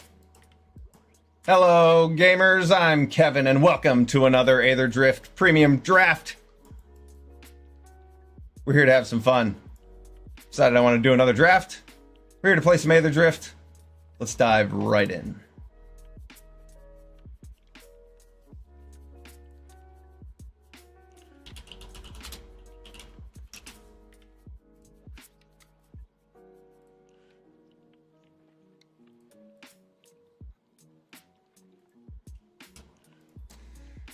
All right, pack 1, pick 1. We're going to do things a little bit differently this time. And we're going to take a black-green card, pack 1, pick 1. We have Ovaya. Meh. Just meh. I really don't care about Ovaya. Doesn't seem very good. This pack has a Migrating Ketrodon in it, too. It has a Flood the Engine. Those are the only other 2 cards I really want from this pack, but yeah, Thundering Broodwagon. That's actually, oh wow. Yeah, I think that's the best uncommon in the set, so very happy to start with it. And then pick 2, we get our choice of Lumbering World Wagons.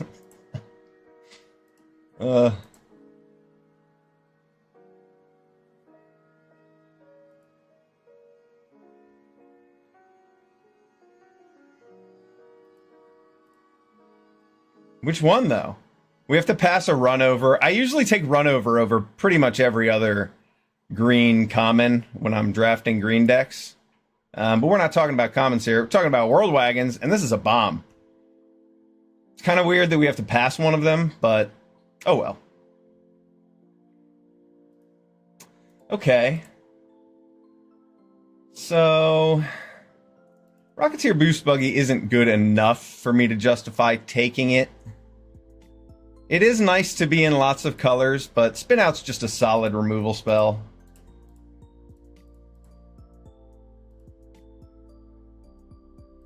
There is also Transit Mage in this pack, but I'd rather stay closer to home after these first two picks.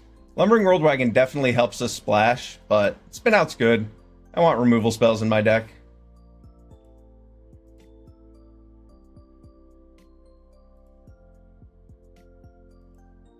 Okay.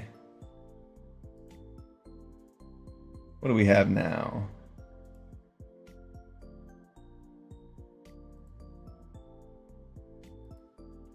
I mean, I'm much more interested in this Thornwood Falls than anything else, because it's going to help me splash other colors. Beast Rider Vanguard is quite good.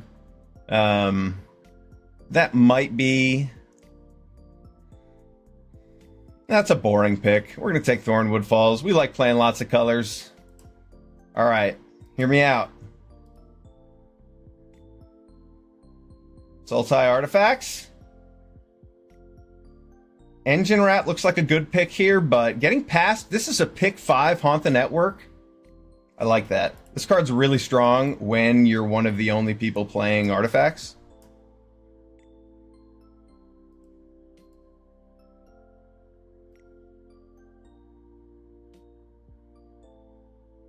Molt Tender's going to help us cast spells.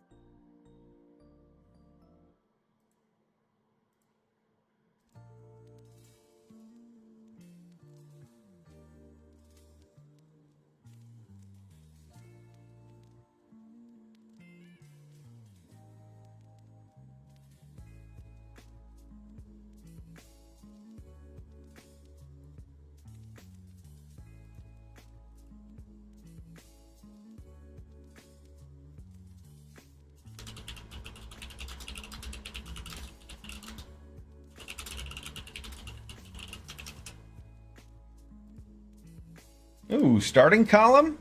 Nice. That seems perfect for our game plan here. We're going to take Packed Altairs when we see them. We're going to take dual lands. We'll even take Ticket Tortoises.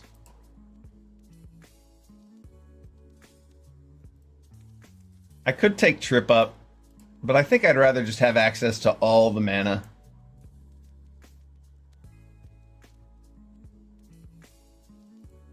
Oh, thank you. I examined my schedule and thought I would much rather just play another draft.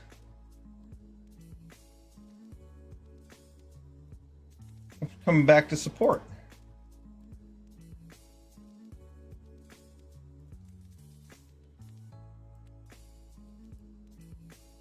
We first picked a Thundering Brood Wagon, and then we got this Lumbering World Wagon, so we're wagoning.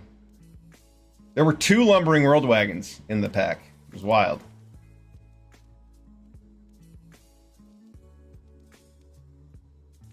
Broadcast Rambler is an artifact for Haunt the Network. Bloodfell Caves helps us cast things, but I want to take Broadcast Rambler. I'm not going to play Calaxion, am I?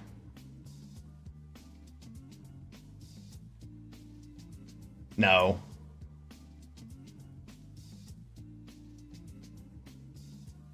I'm probably not going to play Interface Ace either, but...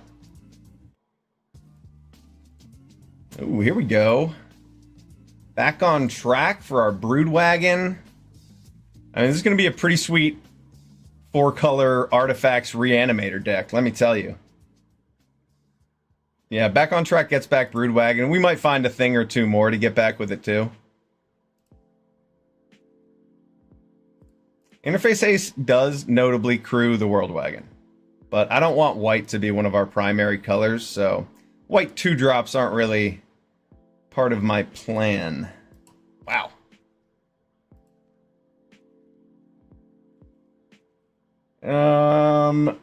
Pyrewood Gearhulk. It's a lot of pips. A lot of pips. And we took this Rambler over the black-red dual land.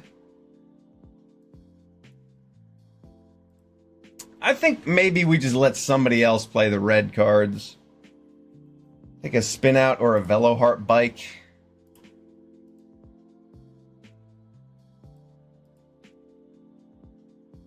Spin Out is kind of hard to cast.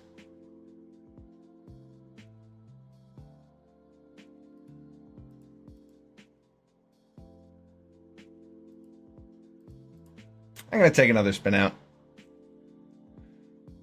Alright. Tranquil Cove helps us cast things. Webstrike Elite is a good 2-drop, though. And, like, worst case scenario, we don't play blue. Not worst case, but, like, we don't have to play blue. Sometimes white is a fine splash just for, like, a tune-up in a deck like this. Webstrike Elite is notably difficult to cast, but it's a good 2-drop.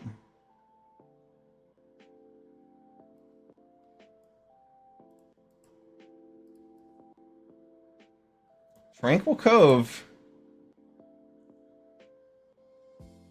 I'm going to take Tranquil Cove. Make sure we can cast our spells.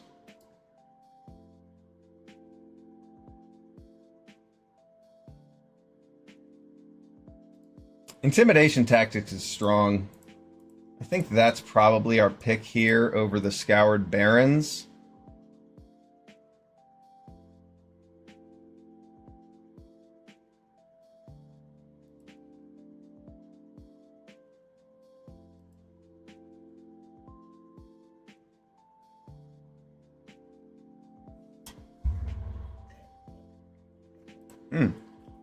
Nice. Autarch Mammoth, pick 5. That's a good sign.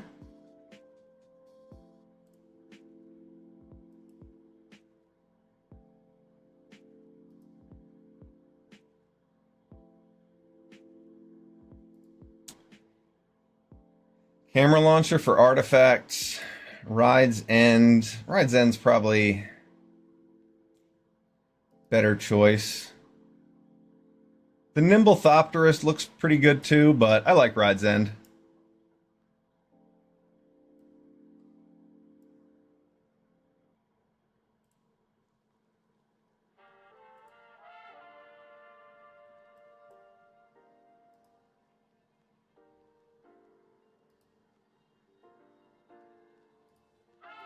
This card good. This has a lot of text on it. Sometimes it's big, but I don't really want any of these other cards. I could take Foul Roads, but I am playing all 3 of these colors, so I'm going to take Mimeoplasm. See what happens. Another Broadcast Rambler. That's kind of awkward.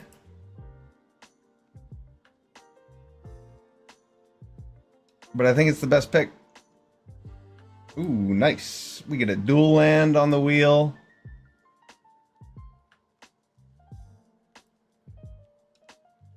I don't think Detention Chariot's quite going to make it into the deck, but I'll take it just in case.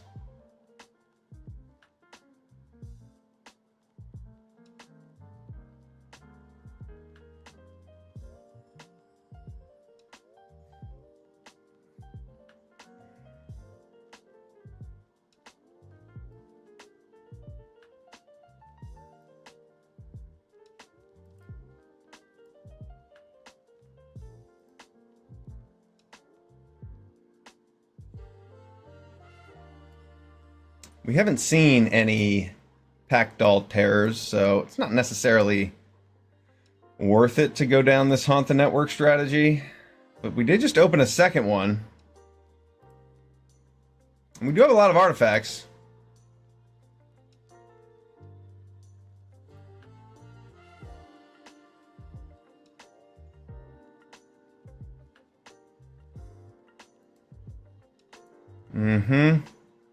Yeah, that's my pick.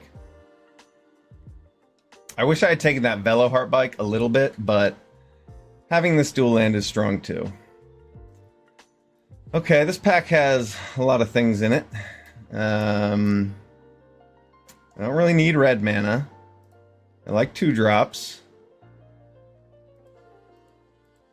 I don't necessarily need another Broadcast Rambler.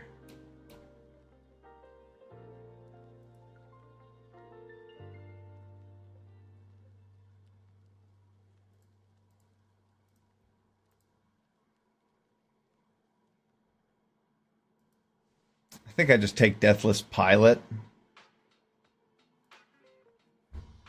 I need 2-drops. Ooh, there's a Packed Altair. There we go. Ignore everything else in the pack. Doesn't matter. Ignore everything else. All right, cool. Now, there was a run over in that pack, which looked pretty good, but we need Packed Altairs. Defend the Rider in here. That is a card I'm a big fan of. But I think Starting Column might serve us a little bit better. Just to ramp us into these 5-drops.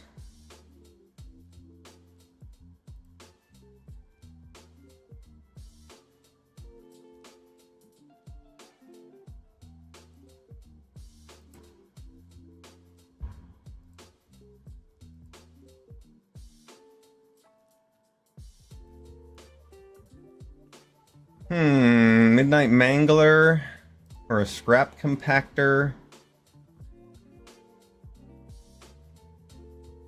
I can take a Scrap Compactor here, I think. No, never mind. I don't have any creatures in my deck. We're going to take this Midnight Mauler. Carrion Cruiser. That card's great.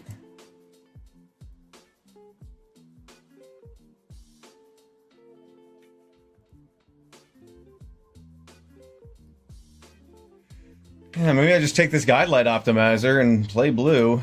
I've obviously already committed very much to blue. Night Market might be a little bit better, though. I have so many different colored pips.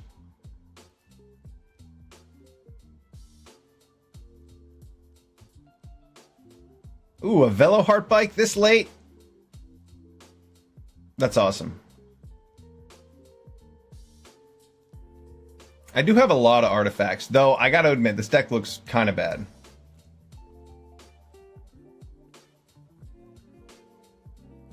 Oh, man. Another Starting Column. Well, I don't want to play 3, but I don't want any of this.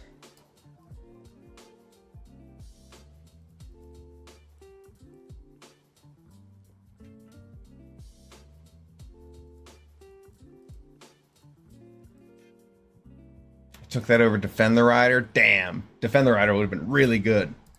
Another Broadcast Rambler to go with our 3 starting columns. Risky Shortcut probably doesn't make it in. Ripclaw Wrangler could be played.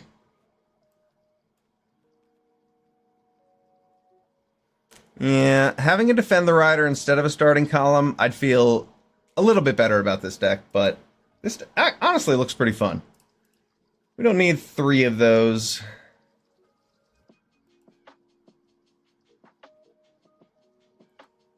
Probably do want an Interface Ace.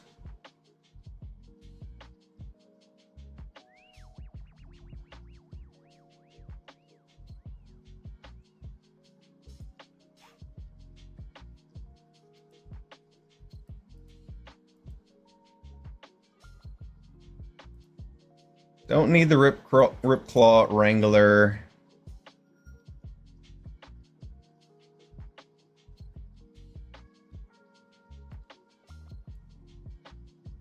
Yeah, maybe I don't play Interface Ace.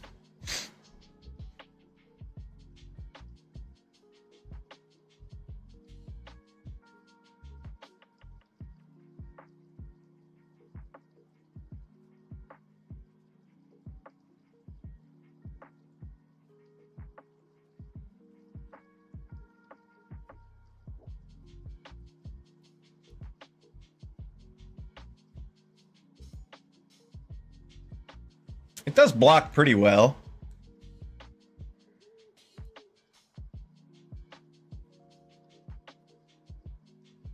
I only have 5 white sources. I don't love the idea of playing a 2-drop white card just for that. Let's see, 1, 2, 3, 4, 5, 6 green. We have 6, 7, 8 black.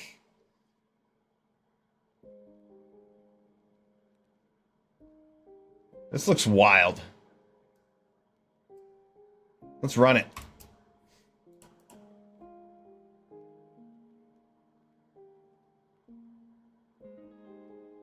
Yep. I am giving this one a chance to exceed my expectations, indeed. I wish I had another Pact Altera, but I do have that Carrion Cruiser, and this is a good hand. This is quite a good hand. It could certainly get worse, but I'm pleased.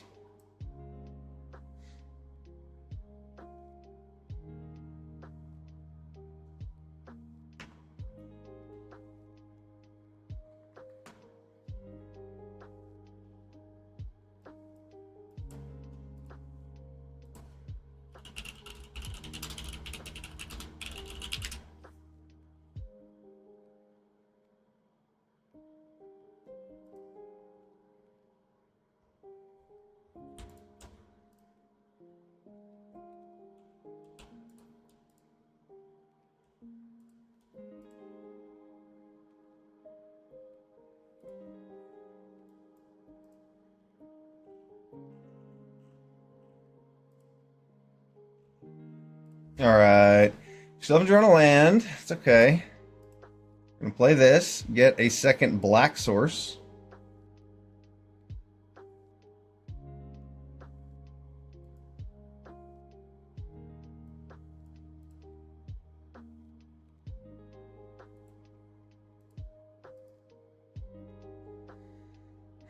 My engines aren't started, so I don't have any reason to attack.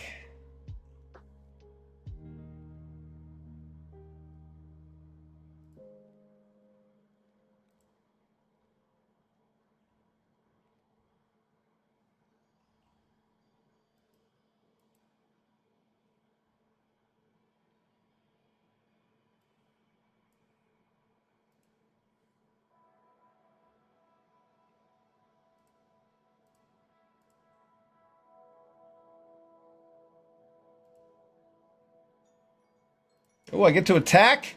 I thought my opponent was going to kill it for sure.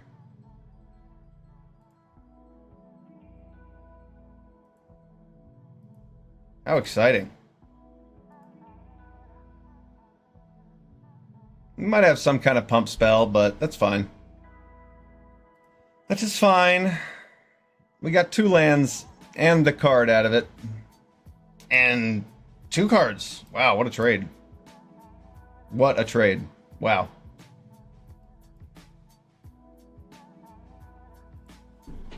Yeah, we got 2 of our opponent's cards and 2 lands from that Lumbering World Wagon. That was a strong wagon. That's a shaggin' wagon, if you ask me.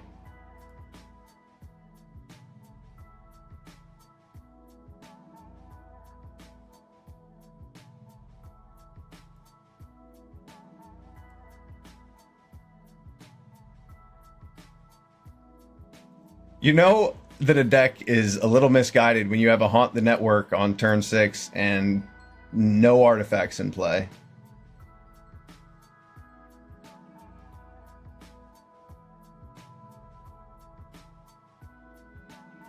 I don't really want to kill the Wicker Folk that badly, so I'm just going to play a Mammoth and pass.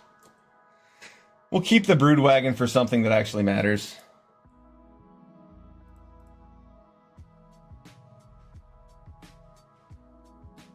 Is he saddle 5?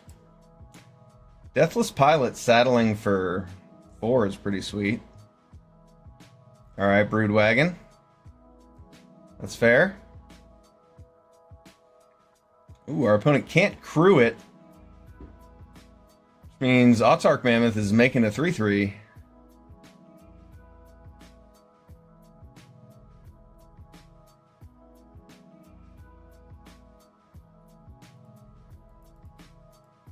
Do I care about his Wicker Folk more than I care about his ability to produce extra mana? It's possible that I don't. Let's attack.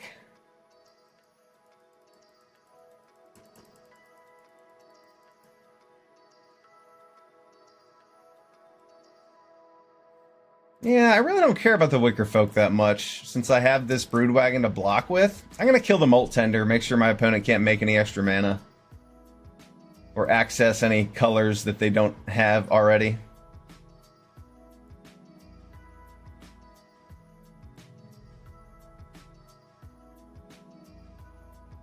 Okay.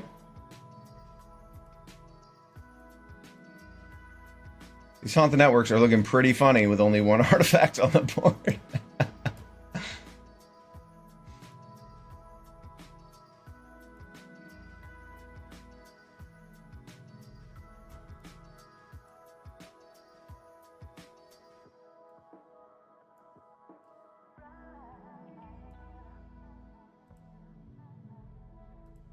I guess I'll keep up spin out. Let's be safe here.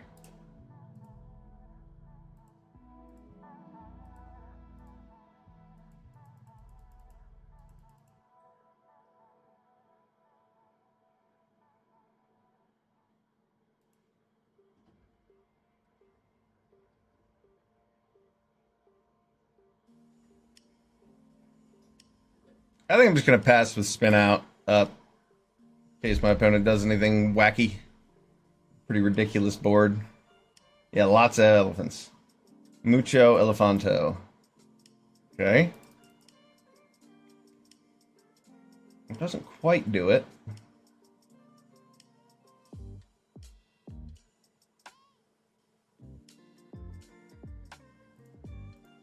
Good game, Serenity. Good game.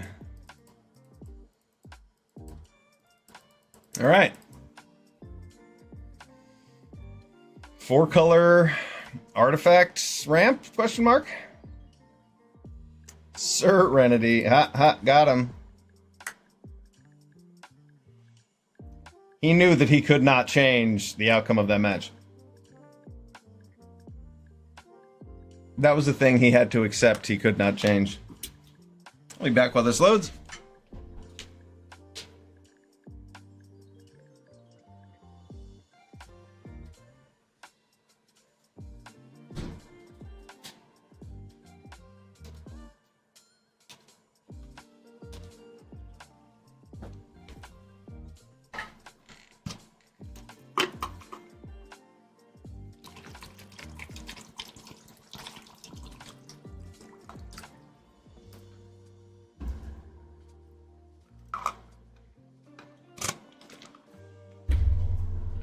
You know, your creativity is understated. You are a brilliant dragon. Shine with your pearlescent scales.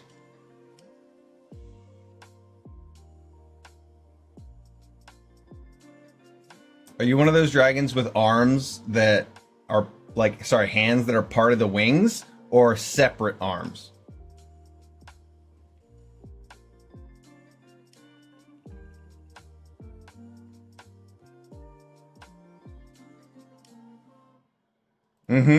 Yep. Wyverns are weird looking. Watch out for those.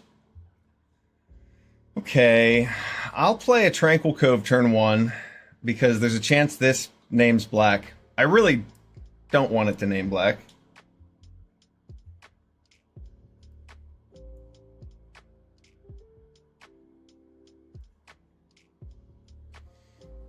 Oh, okay. Sorry, Summer Walrus. Well, there goes my game plan. They did mull down to 5. They must have kept something risky. They didn't even play their first turn.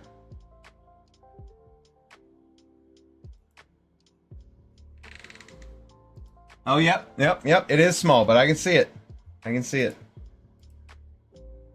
Like a Dragonite-esque dragon.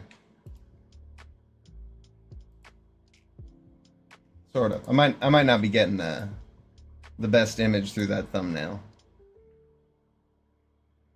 All right, we're 2-0.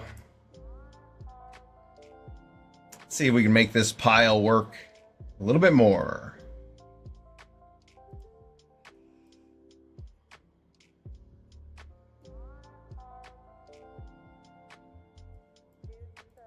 This name's blue because we have a starting column and we have lots of blue 2-drops.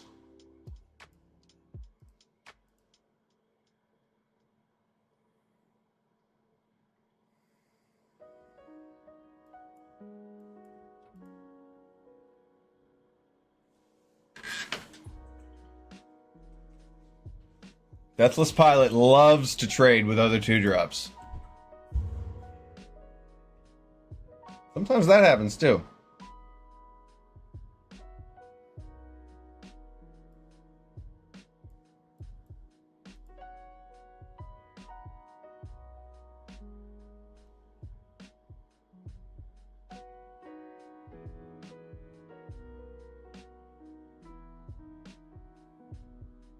The concern with this type of deck is when you just draw the ramp pieces, but we have a pretty decent top end. Probably see a couple pieces of it.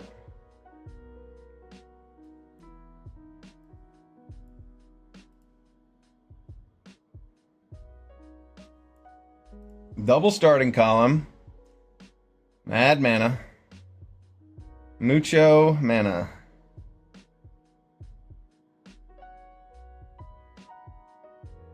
Salvation Engine is a real card.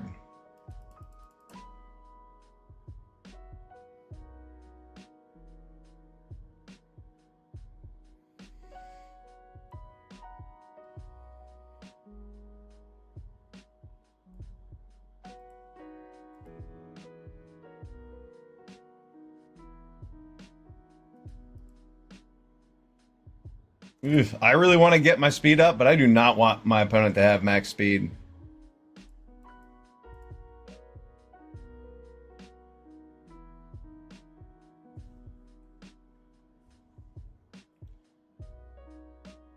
Yeah, I was afraid that might happen.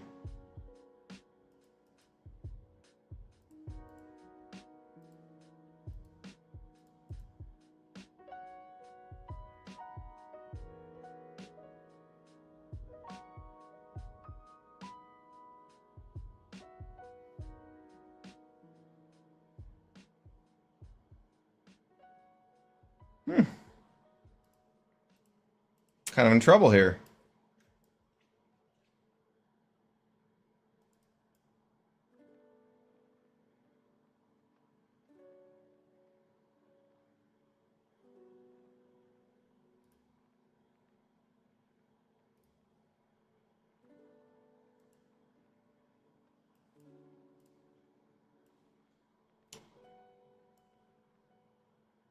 Salvation Engine is a beater. We dealt with it once.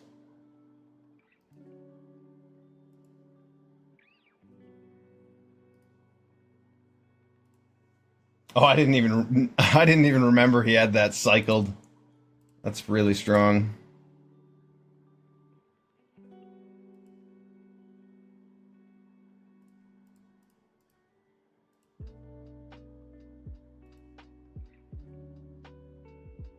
Salvation Engine with the tune-up, pretty good. Our opponent drew the half of their deck that mattered.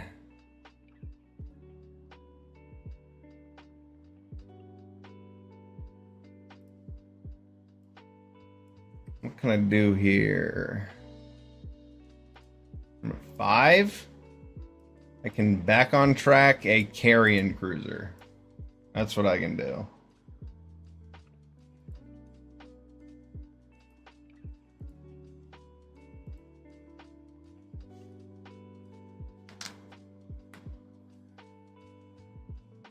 Ooh, we lost our ride's end there. We definitely needed that one.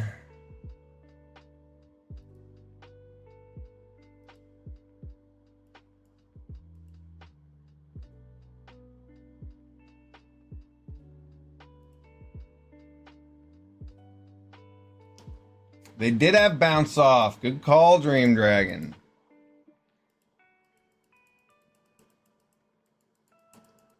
Not that it really mattered for any of our game, but Yeah, I mean, we definitely have plenty of things to deal with that sort of strategy, but Salvation Engine got us good. Yeah, we have rides in, we have 2 spin outs. We milled one of our rides ends, they countered our spin out. Well, no, they had tune up. And we didn't have a board to really contest it. Good game.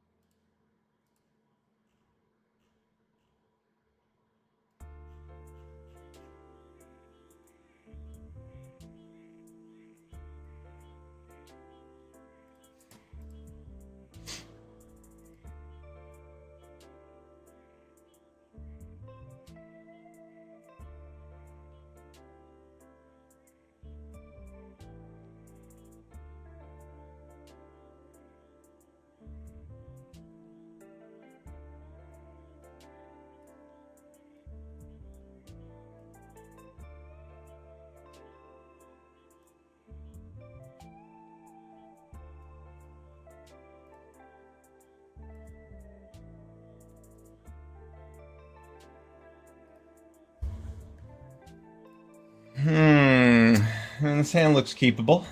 We'll find a blue source. Maybe. Maybe.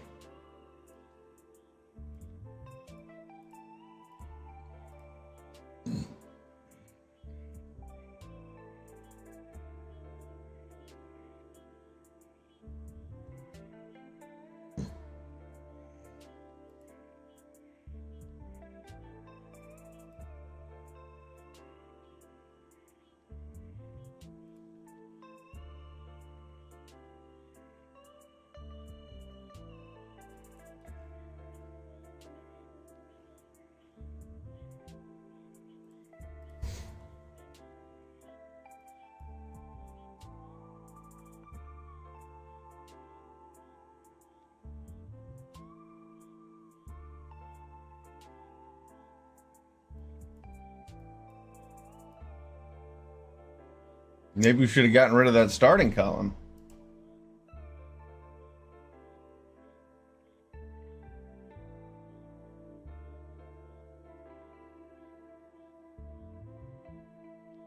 I think it makes sense to just haunt the network here.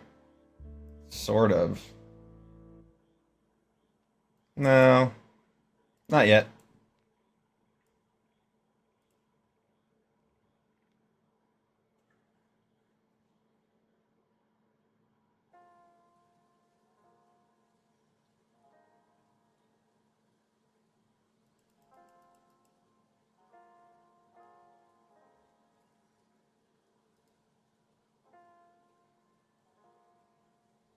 Camera launcher's good.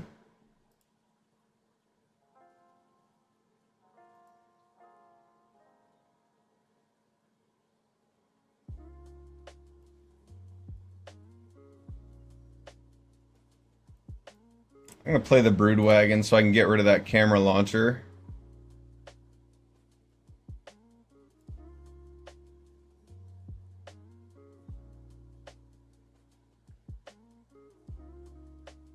I'm ready for the Brood Wagon to be rides ended. Oh man. That's gonna be tough to beat.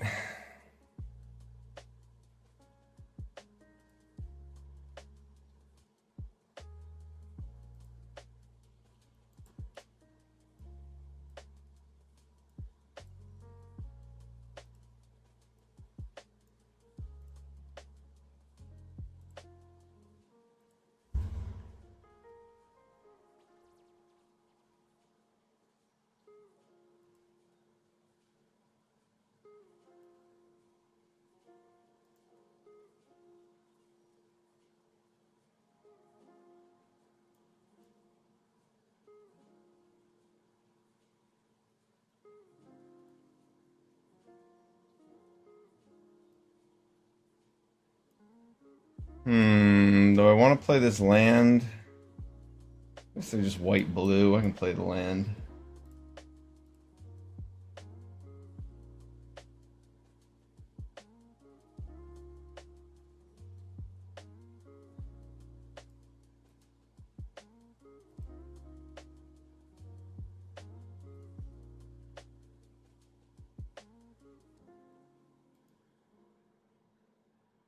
One-ones can definitely win games. I just have to keep my opponent from getting their engines at max speed.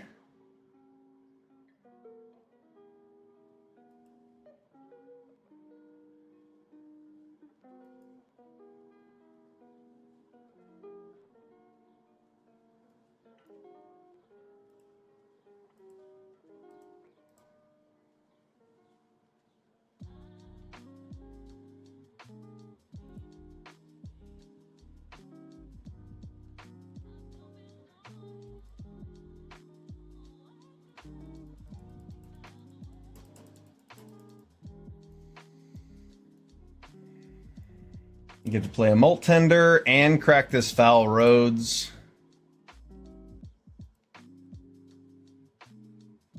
Leaving up 2 mana. Now I have the ability to crew a bunch of things. Our goal here is just to win with 1/1s, draw another Haunt the Network maybe. Just get up to max speed, keep our opponent from hitting us. It looks like they will win a long game, given the powers and toughnesses on their side.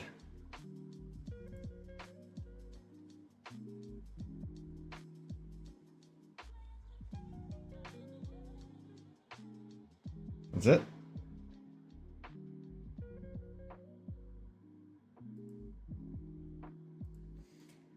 I suppose I'll make them use the Ride's End. Yeah, go for it.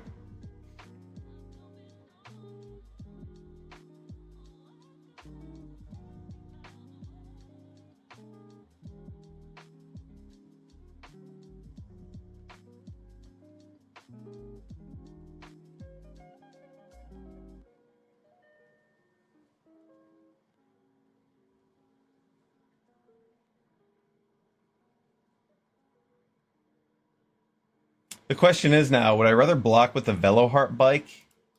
Let me check my deck real quick.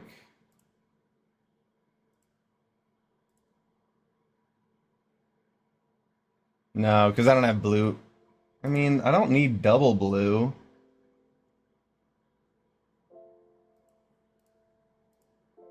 Yeah, I think I would rather have the Midnight Mangler, because I don't have to crew that.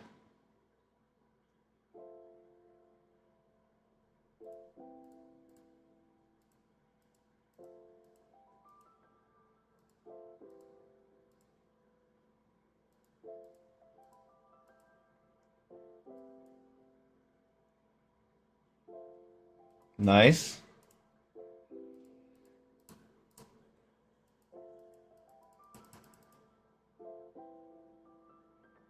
I will hold this Ride's End in my hand, along with this swamp, with the intention of achieving. I can't even talk. With the intention of achieving victory. I'd like to ditch this swamp to the starting column, but I'd also like a blue source before I do that.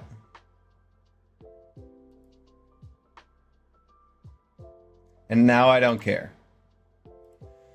Do I? No.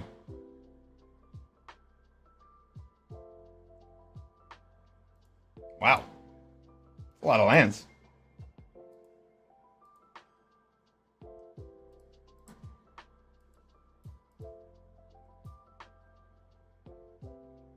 I really wanted to save this for his Mendicant Core, but we gotta kill things eventually.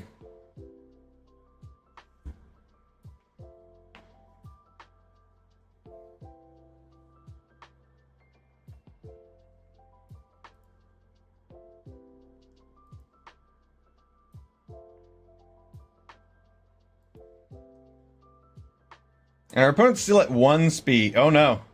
Oh no, they've got an answer for the Mangler. The end is nigh.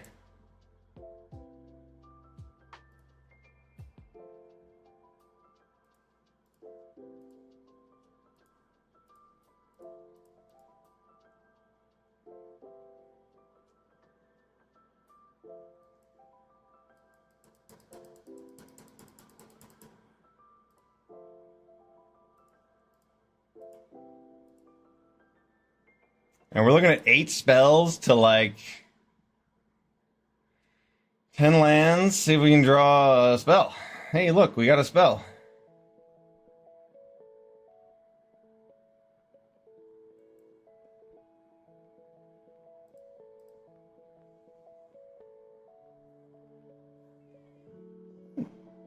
Maybe the pilot can come in.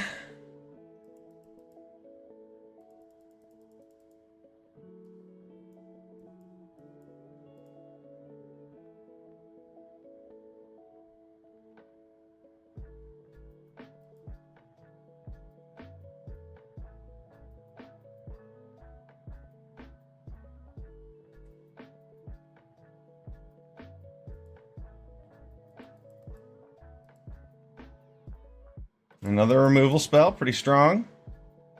Wow, what a top deck. That is pretty toxic.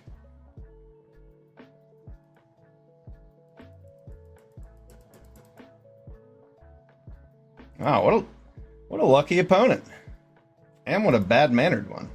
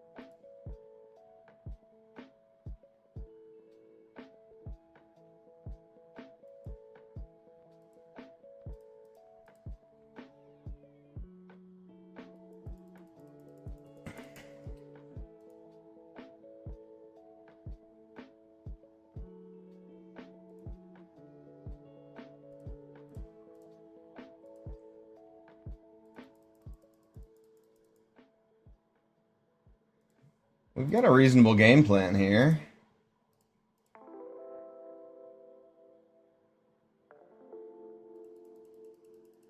Man, top decking a Voyage Home. Our opponent had no cards in hand. They top decked Voyage Home. That's wild.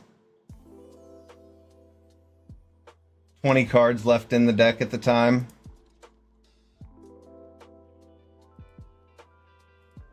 And with 3 Voyage Quick Welders, I'm sure they can just play through their entire deck and copy it.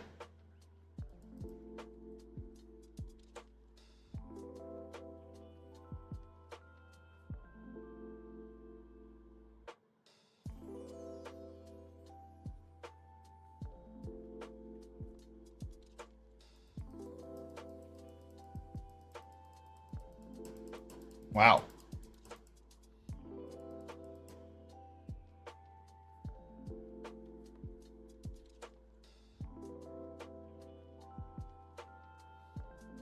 They won't draw themselves dead.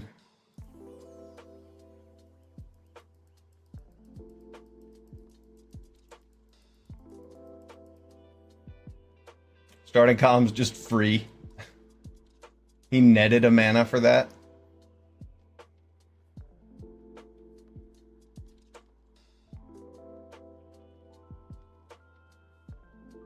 Yeah, the plan was to keep our opponent off max speed for this exact reason, but we couldn't. We drew too many lands to their spells. Like, even when we finally got a spell, we had to cycle into it with Night Market. What a joke. Our opponent has 4 cards left.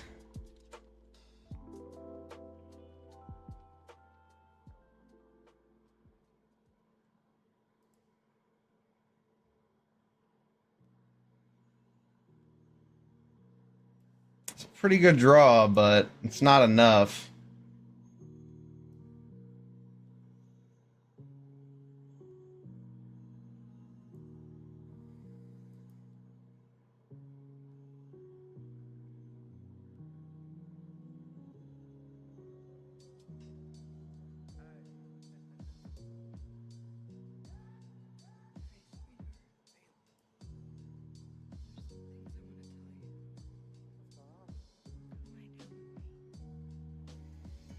Let's see, block, block, block.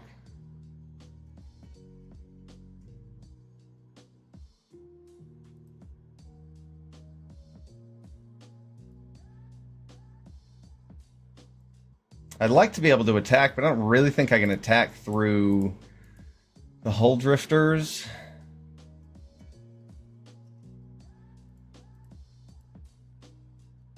I put them to 6. Then I've got 1 flying blocker. I mean, they can play a million things next turn. And crew all the hull drifters.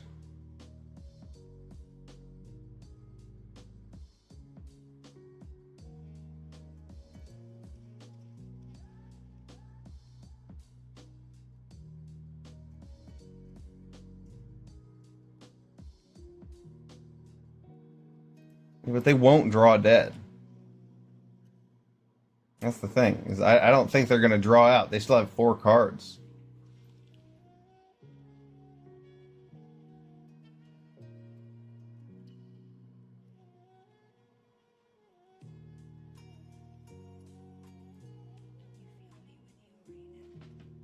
I'm down to 7. Man, I just really don't think I can kill him if it's not next turn.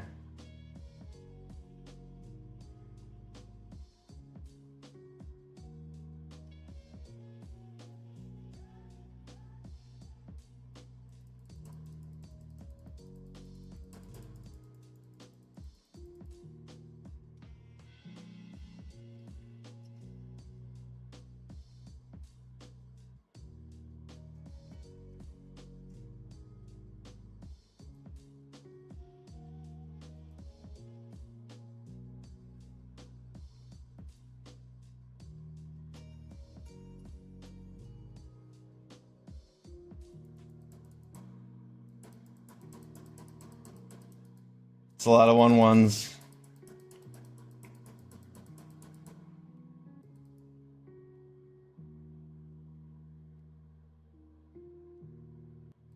Yeah, that way he gets to crew all the hull drifters too.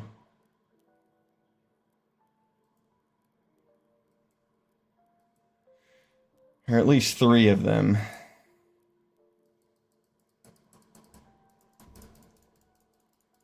Wow, what a top deck on that voyage home. Brutal.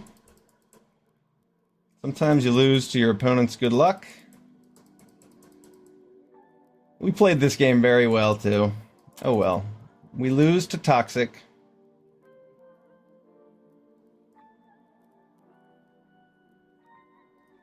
Good game.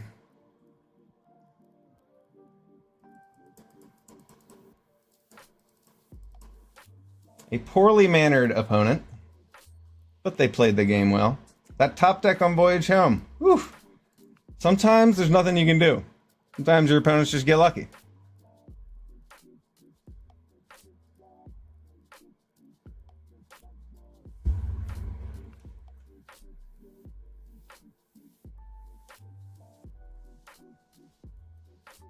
We're running it again, 2-2.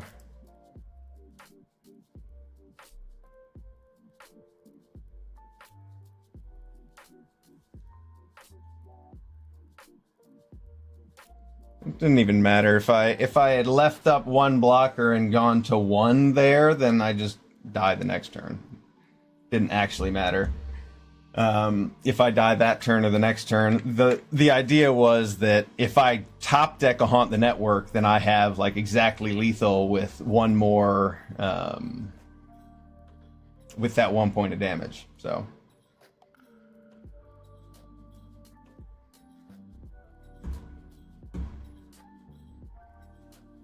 Yeah, this looks good.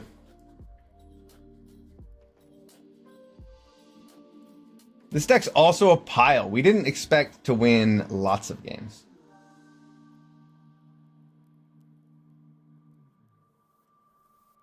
Man, that card's annoying.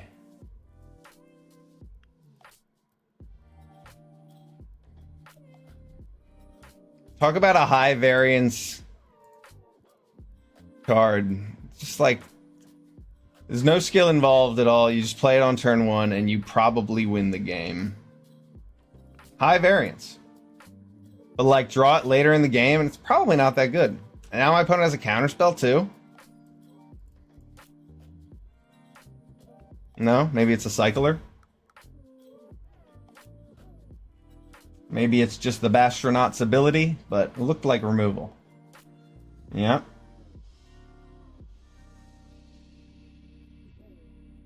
Oh man, him killing my vehicle there means I can't play Pact Altair next turn.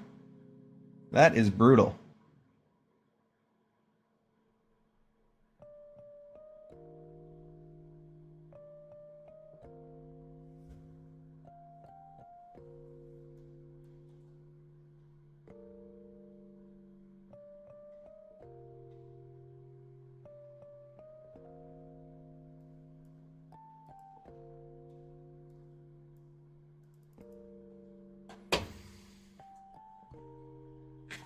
Thundering Brood, and our opponent gets free max speed because they played a 1-drop 1/1 with Menace.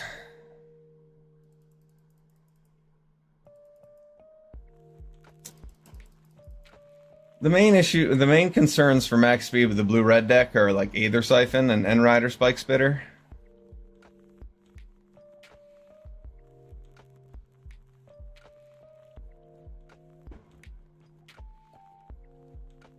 Oof. Couldn't draw a land.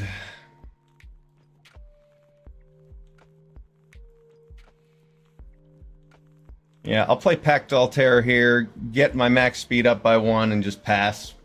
At least I can block some Menace things.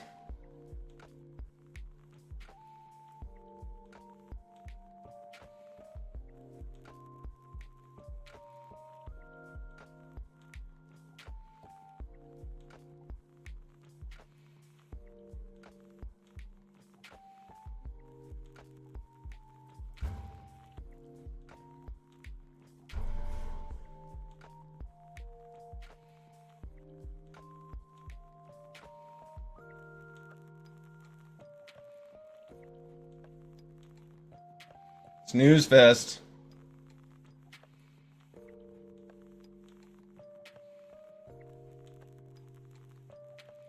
Our opponent has Pace Setter Paragon in their list of 40 cards. That says something.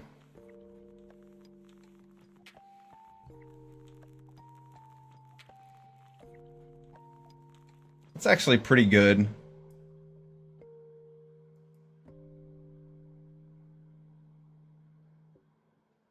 At least now we can play Spin Out. And play a 6-drop next turn. Probably be in good shape with this Autarch Mammoth on the board.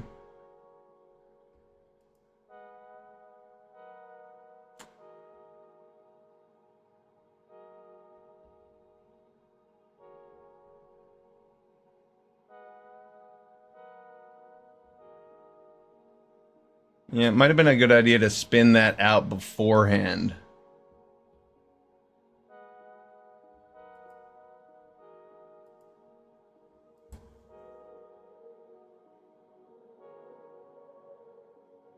Spin it out when he casts the Ranger's Refueler. I guess that just leaves me open to whatever else he tries to do.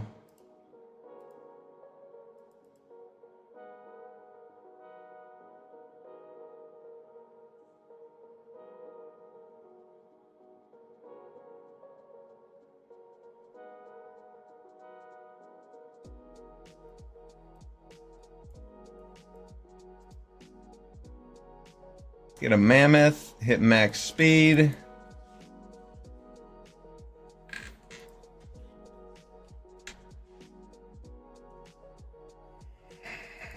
Jesus.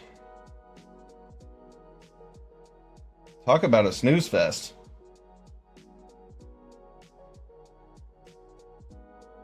I don't think we have any answers to that. We have Ride's End. We do have Ride's End.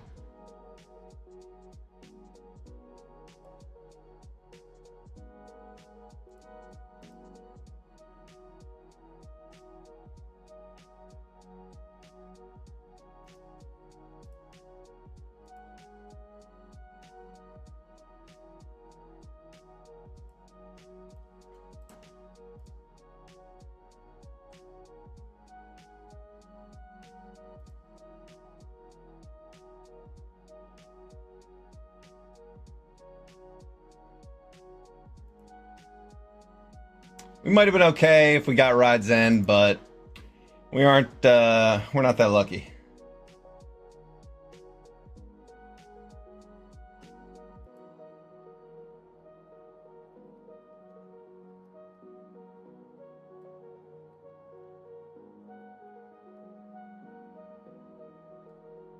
Sabsunin, pretty boring card to play against. It's a pretty boring card to play with, perfectly honest.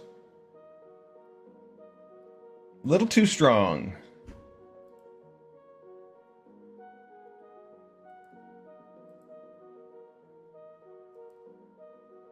No card should have a 70% win rate. That's wild. Wow, our opponent's got a sweet deck. And they're playing a Pace Setter Paragon. I guess it's for the sake of the Rangers Refueler. It makes a little more sense now. A little. Alright, well, we have very good attacks. Hype alleged. Ooh, baby. Got there. We did it.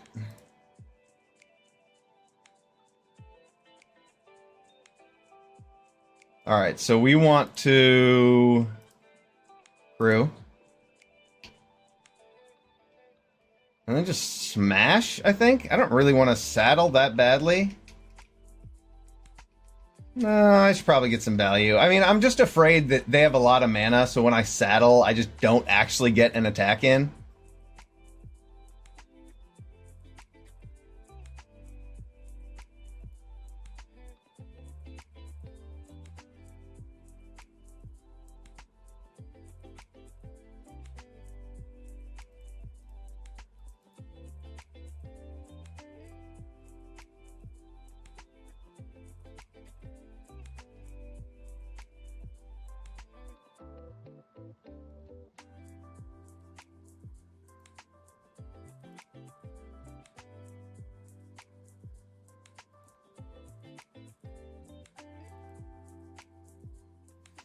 Well, that's ideal.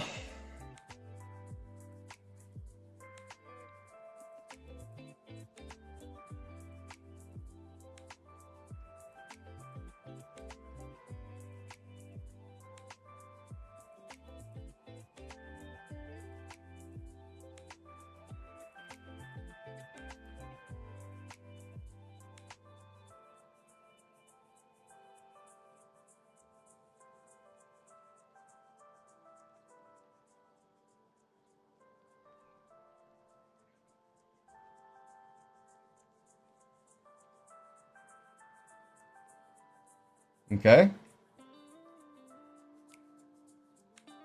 Nice. Taking out Savvy Sunin.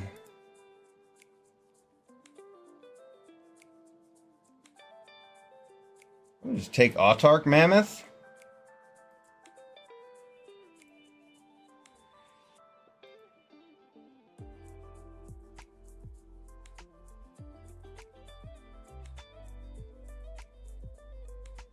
Carrying Cruiser definitely advances the River Churn Monument plan, but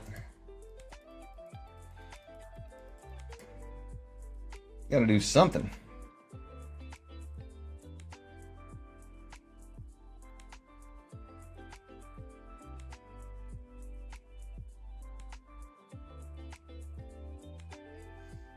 This seems a little bit safer than playing this into a Spectral Interference.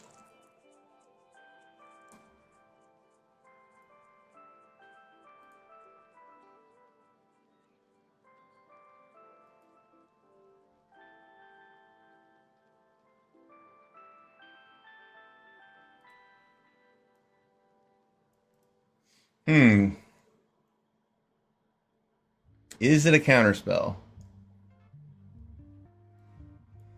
You know, if they do have Spectral Interference, we probably just lose by playing Autark Mammoth, so...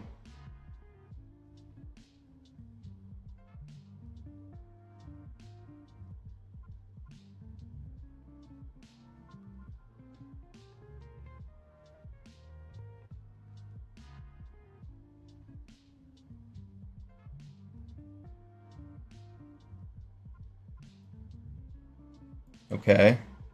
Not what I expected.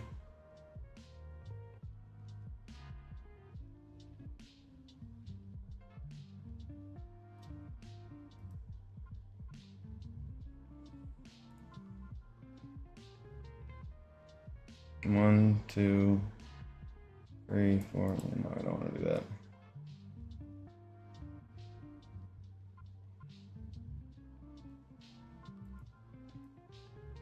I don't want to put another card in my graveyard.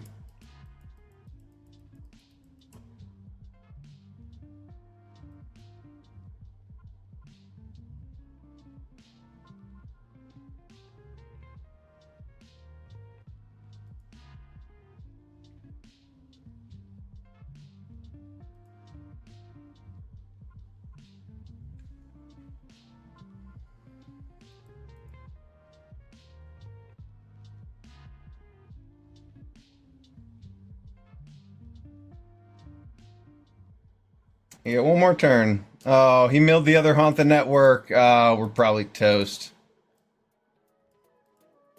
Damn.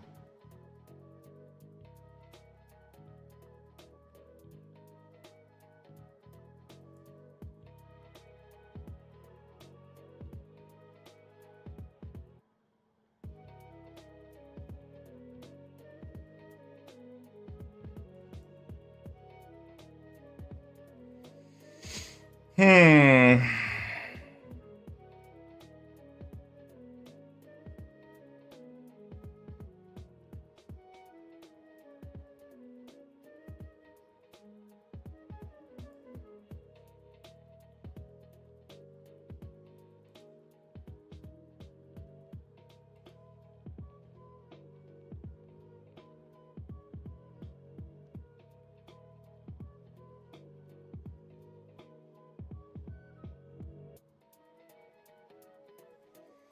Hmm.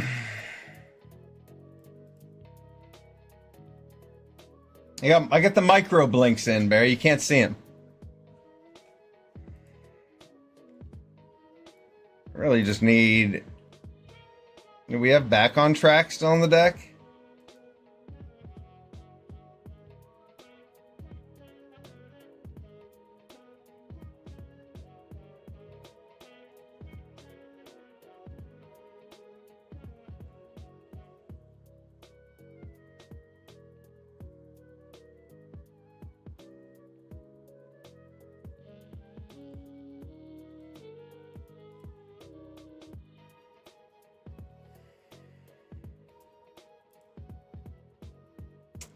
Let's find out.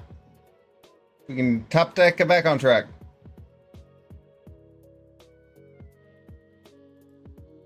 Oh, what a fucking joke. That fucking gets the Thundering Broodwagon. And then we win. Fucking brutal.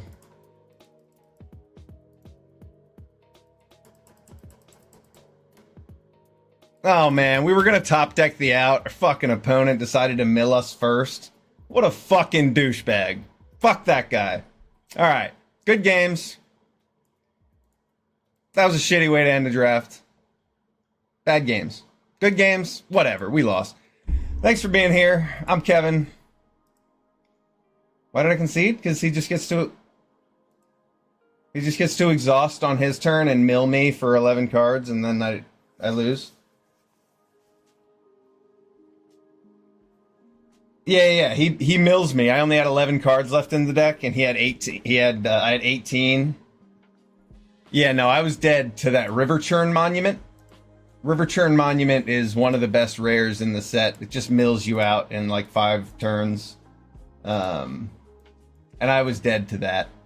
That was the reason I didn't attack with the Carrion Engine that one turn, because I didn't want to throw an extra card in my graveyard.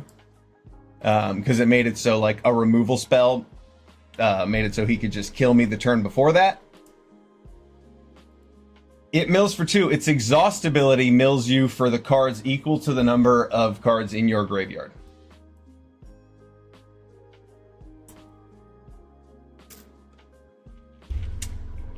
Let's look at it.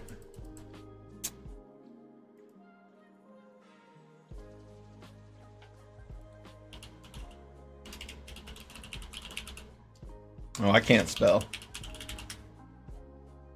This thing. Bad frog. Indeed. Man. That was brutal. That was a tough way to lose, seeing both of your win conditions just get milled right out from under you, and then top deck bullshit instead. Oof. Painful. Good games. Well, we still did pretty well, going 9-5 today. Not bad. Thanks for watching. I'm Kevin. I'm actually done for this time. Appreciate you being here. See you next time.